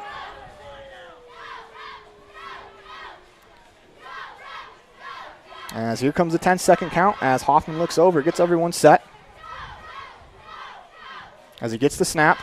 He's going to hand to Perry again around the left side. Has a room and continues to rumble forward to about the 30, make that the 22-yard line. That'll be good enough for a first down. Takes 4 Buckaroos to take him down. Robert Morrison probably the one with the main part of that one. 3:55 left to go in the ballgame. 15-6 on the station on main scoreboard. Rebels have the ball deep in Buckaroo territory. More importantly, only 3:49 left to go. As they can milk the clock for every second, they are ahead by 2 scores.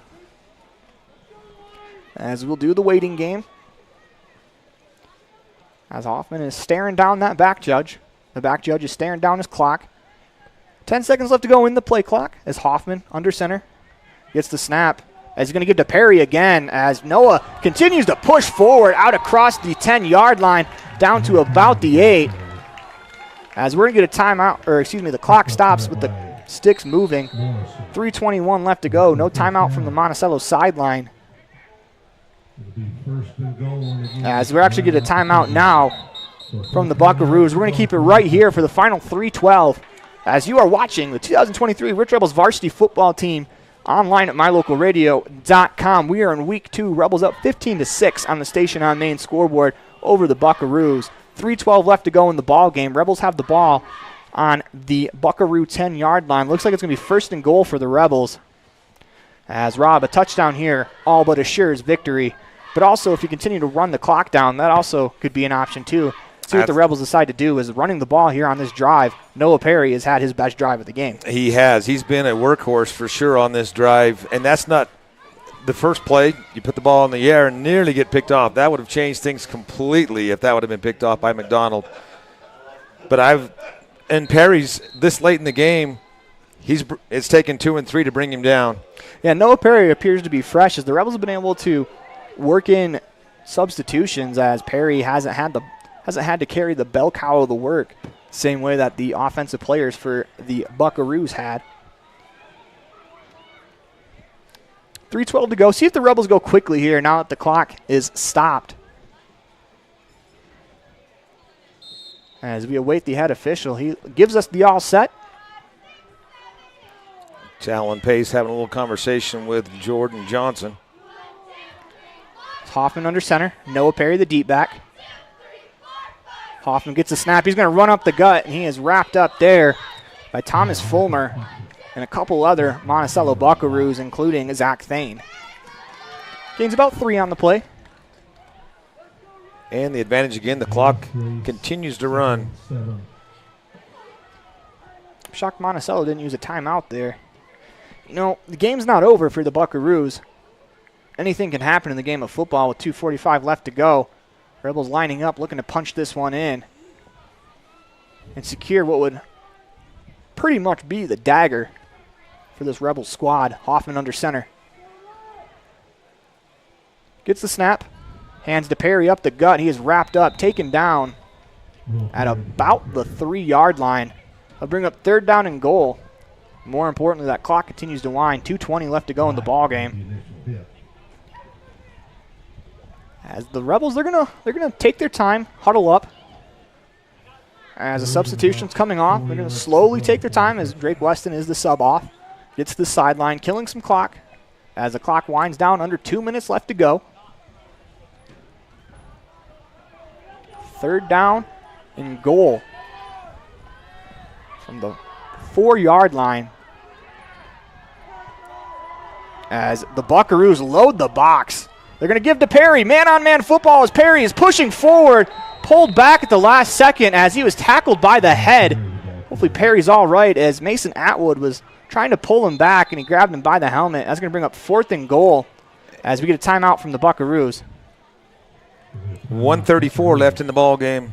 I think this is an automatic go. I mean, you kick the field goal, you go up 18-6.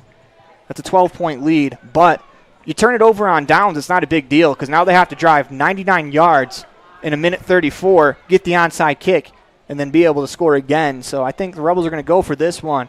I think they got to go 99.5 because that football is pretty much on the goal line. And you kind of wonder why didn't Noah Perry reach out and try to score the ball there. But I like that he kept it close to him because he reaches out. You know, that ball can get punched out. Right. If the ref doesn't see it across the goal line, or even if it does cross the goal line, it's punched out afterwards, they rule it a fumble. There's not much you can do if you're the Rebels. I like that Noah Perry secured the ball there in a big situation. As he's been the bell cow in this drive. See if they go back to him as he is really had his best drive of the season so far for the Rebels on this drive when they needed him to. Absolutely. I'm going to roll the dice and say Carter keeps this one and just goes to the side because there's all you got to do is lean across that line and you're in. Talon Pace back out on the field, which is good to see as he is the center. They snap, and they're not going to get it. As it looks like they tried that quarterback keeper. And it looks like it's going to be a turnover on downs, but 1:29 left to go. Rebels defense have to keep everything in front of them. Buckaroos with a timeout left. Jaden Desch playing safety. He can be key in this one because he's basically playing center field. Try to keep everything from going to the house. How about a safety, Aaron? That ball is on the goal line. The Buckaroos cannot go back any further. As where the ball is set up, I think it's actually breaking the plane. You cannot get any closer. As that's a heck of a stop there on 4th down for the Buckaroos defense. As the Rebels kind of had their way up the gut with them, they bowed their necks, got the stop. Now they have to drive 99. And you say a half. I'm going to say 99 3/4 yards. As in the shotgun, McDonald trips to his left. As he gets the snap, drops back to throw, is going to throw. Has a man, and that is knocked away at the last second by Riker Hoffman. That's a great play in coverage from Hoffman. 2nd down and 10 from the Buckaroo half-yard line. Just the way they teach it. As the ball arrives, you make the hit. He puts his arms through the hands, knocks it away. The Lady Rebel volleyball team was here watching, but they've got a matchup with Grace at 8:30. They just left. McDonald in the shotgun. 2 receivers left. Gets the snap. He's going to run it out of the end zone. Gets out of the end zone. Has some room to run at about the 15 to the 20. As he's going to cut back. Stays in bounds. Great play by Jaden Desch to keep him in bounds. As McDonald has to get out of bounds on that play. I know the clock's going to stop for the setting of the sticks, but it's going to continue to wind as they get the sticks set. Carson Muirbrook with the pressure in the end zone. But if you're the Rebels, that's fine. Bend, don't break. Under a minute to go as the Buckaroos, they're kind of slowing down offensively. The clock continues to wind. They get the snap. Throws. He's going to throw left. Has a man deep down the field, and that is caught as the reception is made by number 24, Zach Thane. 45 seconds left to go. That was a beautiful catch in double coverage. Kason Johnson and Jaden Desch right with him. That was right on the money. 45.7 seconds left to go in the ballgame. 15-6, Rebels on top on the Station on Main scoreboard. As they blow the whistle, clock goes. Buckaroos looking to get the snap off. They do. Looking to pass. McDonald Flush from the pocket. As he is tackled, the ball comes out, but he was on the ground. As quarterback on quarterback crime, Carter Hoffman with the sack. As McDonald, you can see the wear and tear that this ball game is taking on him as he is slow to get up. 29.1 left to go. Buckaroos take a timeout. That's their final timeout of the half. And if you're the Rebels, you don't want to say play prevent defense because that's a good way to allow them to get to the doorstep of the end zone. You don't want to allow them to score and then leave it up to chance on an onside kick. You want to end it right here if you can on the defensive side. 29 seconds, but Aaron, if you would have told me we walked into this booth today that it would be a 15-6 ball game with 29 seconds left in the fourth quarter, I would have not believed you because this one has been a defensive battle, blow for blow. Yeah, both defenses have been great. As the Rebels special teams unit has really been key in this matchup as McDonald comes out of the game as he is shaken up as Jackson Keys is going to play quarterback for this possession. Keys played well in the JV game. The Rebels did come away with the big win, but he's got a good arm. Rebels playing two safeties back is Desh and Hoffman. Riker Hoffman, that is. 29.1 to go. As Keys gets the snap, drops back to throw, is going to throw left, has a man out, and that is picked off by Jaden Desh, his second of the ball game, as he's going to head out of bounds as Jaden Desh secures the victory for the Rich Rebels. Great read there by Jaden. Interception going the other way. Playing center field, that was an easy read. Yeah, that's the advantage of playing against a sophomore quarterback versus a senior quarterback. You know, that sophomore quarterback, he stared that down the entire way as Desh makes the read. And Rob, what's the greatest formation in the sport of football? That would be the victory formation. And that is what the Rebels will line up in as Carter Hoffman under center. A defensive victory, very fitting that it's capped off by an interception as the Rebels pick off Monticello quarterbacks 3 times. As Hoffman takes the knee, clock continues to wind. Teams are going to meet up at midfield as that will do it. The Rebels take care of this one. 15-6 on the Station on Main scoreboard, a defensive grind, and the Rebels come away with the victory. As I'm Aaron Poling, that's Rob Leifson. Thank you for joining us. When we come back, we'll have your Independent Software Solutions pregame or postgame show. Dealing with computer problems can be frustrating and make you wish for your own personal IT guy. Now, everyone can afford an IT guy. Independent Software Solutions has served customers in Wyoming and Utah for over 20 years. We develop software, handle system and network administration, repair personal and business computers, and sell accessories. Independent Software Solutions is your one-stop computer business solution. Call today, 307-789-1978. Let Independent Software Solutions be your IT guy.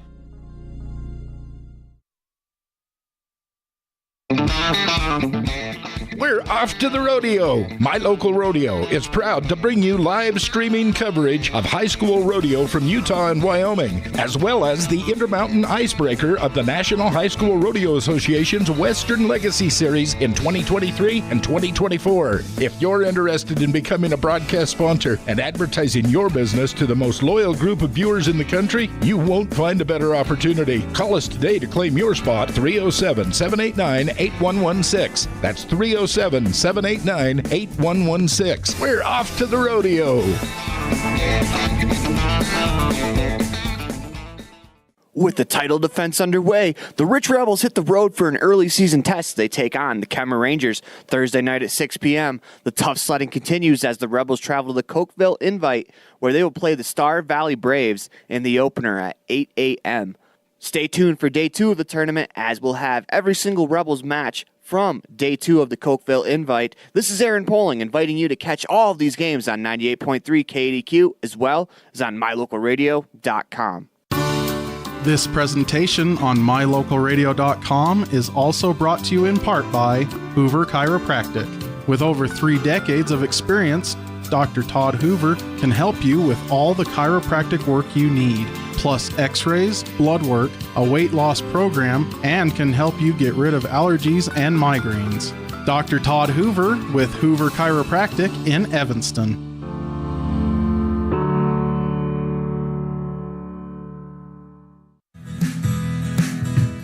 Fast, fresh, delicious. 3 words that describe your experience every time you enjoy a delicious meal with Jimmy John's. Utilizing the freshest ingredients, home-baked bread, and professional sandwich building skills, the team at Jimmy John's always delivers a mouth-watering sandwich to satisfy any hunger. Jimmy John's. Freaky fast, freaky fresh. Visit any of our locations today in Evanston, Rock Springs, Sheridan, and Gillette.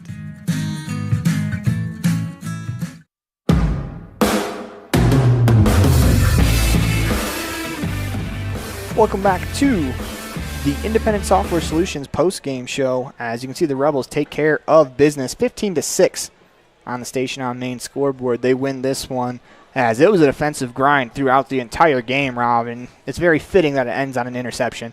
That is true. Unfortunately, our stats app was not working very well for us today, so I can't give you a lot of numbers, but the biggest one is 4th down conversions on both sides of the ball. For the Rebels, unsuccessful on 3 attempts, and the Buckaroos on that last one that really sealed the game for us to be able to run the clock out. But the Rebels converted on the most important 4th down of the game. It was 4th and goal from the Monticello 16-yard line. They spread them all out in 8-man football. That could be a lot of space in the middle, and Carter Hoffman navigates his way all the way to the end zone, second rushing TD of the game. And then he converts the extra point attempt, or excuse me, the 2-point attempt afterwards. That makes it 15-6 on the Station on Main scoreboard. That is your Jimmy John's Freaky Fast recap. Hoffman with the first quarter touchdown, followed by J.D. McDonald on a scamper for a touchdown as well. Carter Hoffman punches it in after a long run, sprung by some good wide receiver blocking. I know you don't want to bring it up, but I love a wide receiver blocking, and Sam Leifson. After getting that interception, he makes the block. Maybe a hold. We'll have to check that out on film later, but he gets the block. Carter Hoffman gets by him, and he throws his hands in the air, showing the refs that, hey, my hands are out of the way, I'm not holding, let this play go, and it worked out well for the Rebels there. That'll do it for the Jimmy John's Freaky Fast recap. 113 Front Street in Evanston. Get your sub today. That's Jimmy John's in Evanston, Sheridan, Rock Springs, and Gillette. When we come back, we'll have your precision play of the game as you are watching the 2023 Rich Rebels varsity football team online at mylocalradio.com as well as on 98.3 KADQ. Precision, the quality, condition, or fact of being exact and accurate. Precision is important. Scoring the next point, making the perfect shot, getting the best score. And when you think of your dentist, you want precision to be the first word that comes to mind. That's why patients are so pleased with Dr. McKay Frankum. He provides precision family dentistry at reasonable prices to every patient. Dr. McKay Frankum, call today for an appointment. Call Dr. McKay Frankum at 789-8910.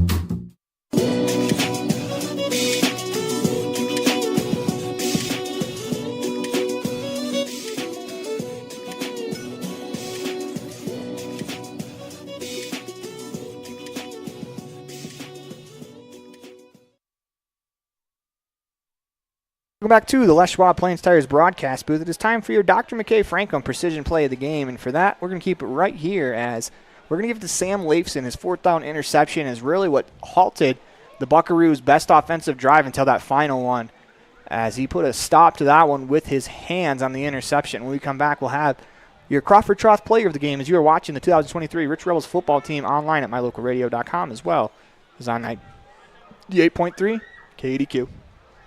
Whether you're having a great day or not, food always makes it better. Delicious, fresh-cooked favorites like a juicy cheeseburger, a thick raspberry shake, onion rings, fries, or a River Bridge soda. A grilled chicken wrap always hits the spot. And don't forget twisted ice cream cones. They never disappoint. Have the always friendly and helpful staff at the Crawford Trough, and you've got the perfect recipe for a perfect meal. Something tasty from the Crawford Trough always makes your day better. Stop in today. The Crawford Trough, Randolph. Dealing with computer problems can be frustrating and make you wish for your own personal IT guy. Now, everyone can afford an IT guy. Independent Software Solutions has served customers in Wyoming and Utah for over 20 years. We develop software, handle system and network administration, repair personal and business computers, and sell accessories. Independent Software Solutions is your one-stop computer business solution. Call today, 307-789-1978. Let Independent Software Solutions be your IT guy.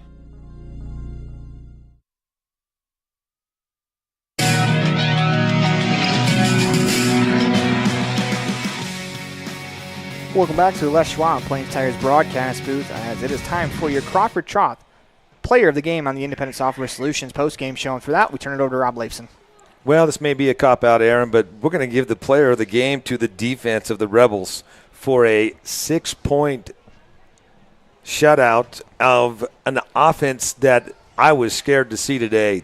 The Buckaroos can put points on the board, but the fact that they only gave up 6, I give it to the whole defensive squad. You can pick people out. Jaden Desch with 2 interceptions, some great tackles by Riker Hoffman, Carson Muirbrook, but I'm just going to give it to that whole defensive side of the ball. Sam Leifson with an interception, a couple real big plays. I know as a dad sometimes to get credit on the radio, you might have to take a pick back from the house, 99 yards, break 7 tackles, but he had a great game as well. I mean, that defense, 15-6, I didn't think anyone thought that was going to be the score coming into this one, as it was a very impressive showing from both defensive sides, as both teams' defenses have a lot to be proud of. Monticello's defense didn't play bad at all. They actually played really, really well, too.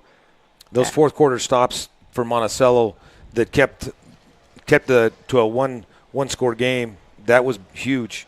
Yeah, they were deep in their own territory. Rebels had a couple opportunities to throw the dagger in, as they couldn't get it done, as that Monticello defense, they bowed their necks and they got some stops. As it is time for your calendar update, as the next Rich Rebel football game will be next week at 7 p.m. at Altamont, as the Rebels hit the road for the first time this year.